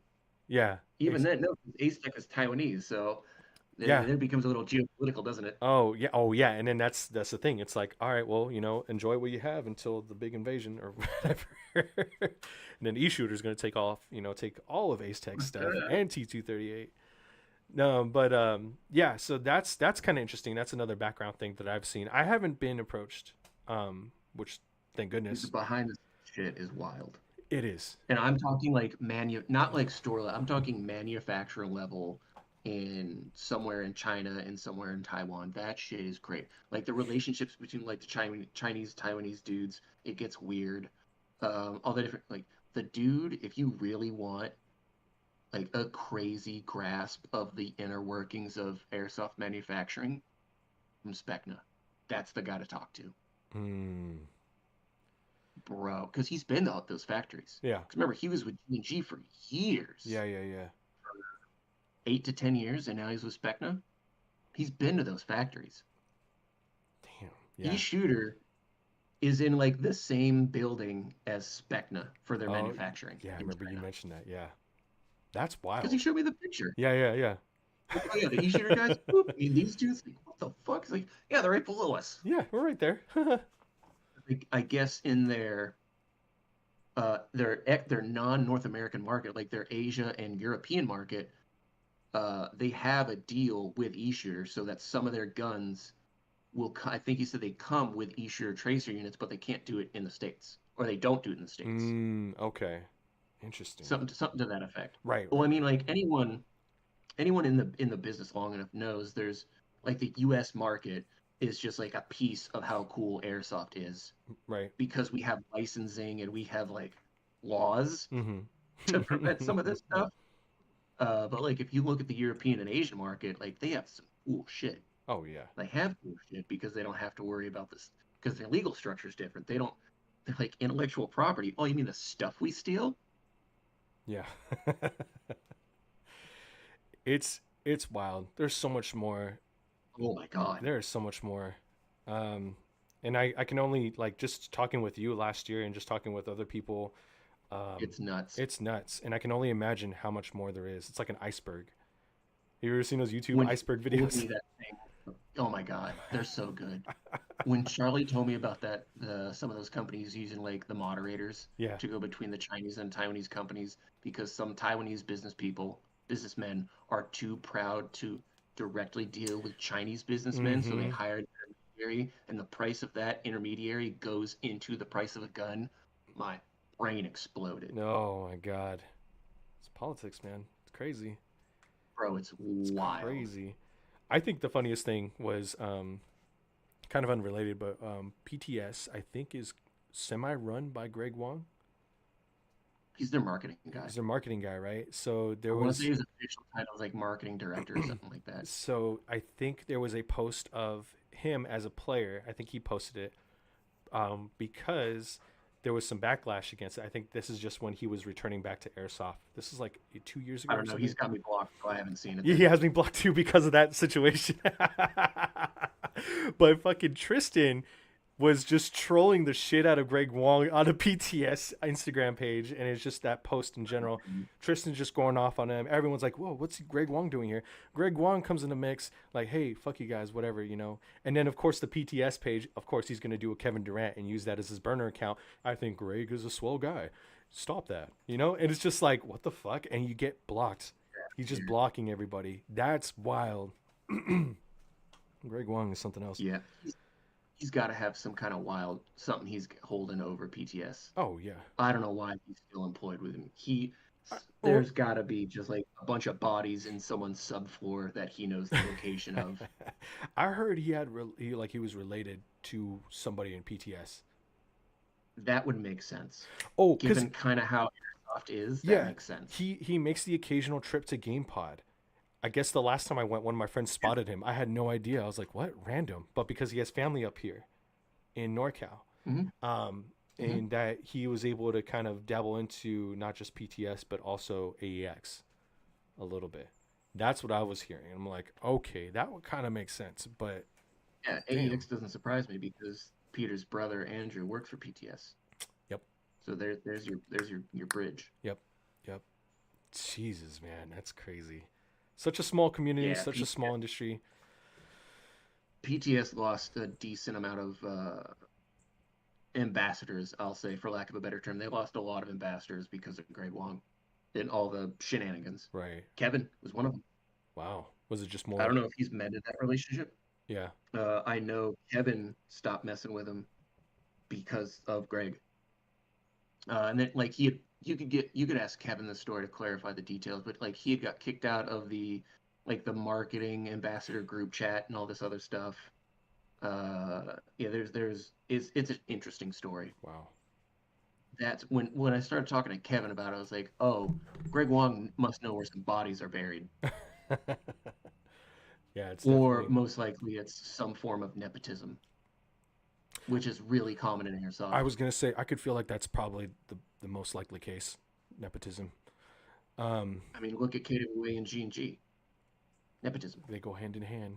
Oh, Yeah, the owners, the daughters of the owners are the ones that run it in the U.S. yeah, Debbie's father, well, Debbie's parents, I should say, yeah, are the owners of KWA.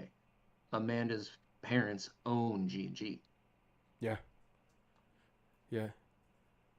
I think either G&G or KWA. I think one of the brothers is like the accountant, but it's a family business. It's Like they got family members in there. yeah. I mean, I like them. I like them. I like their brand. I like KWA. Oh, yeah. I like. I know how much, and KWA seems to be rebranding themselves over the past few years, which is cool. Um, I'm waiting to see the long term play. I don't like what I've seen the short term plays. yeah. I don't like what I see.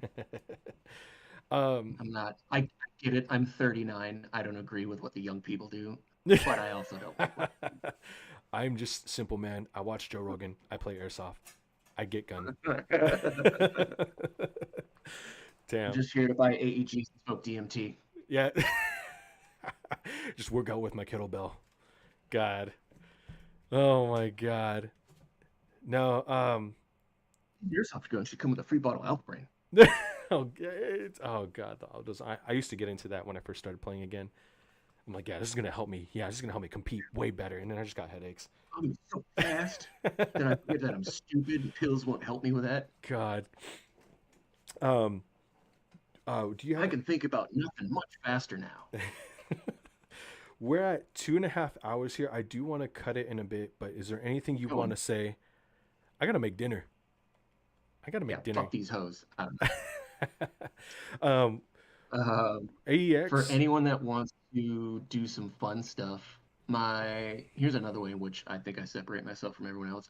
I'm the only guy in Northern California that does events, unless we want to consider Clovis as Northern California. Even then, I do more events than they do.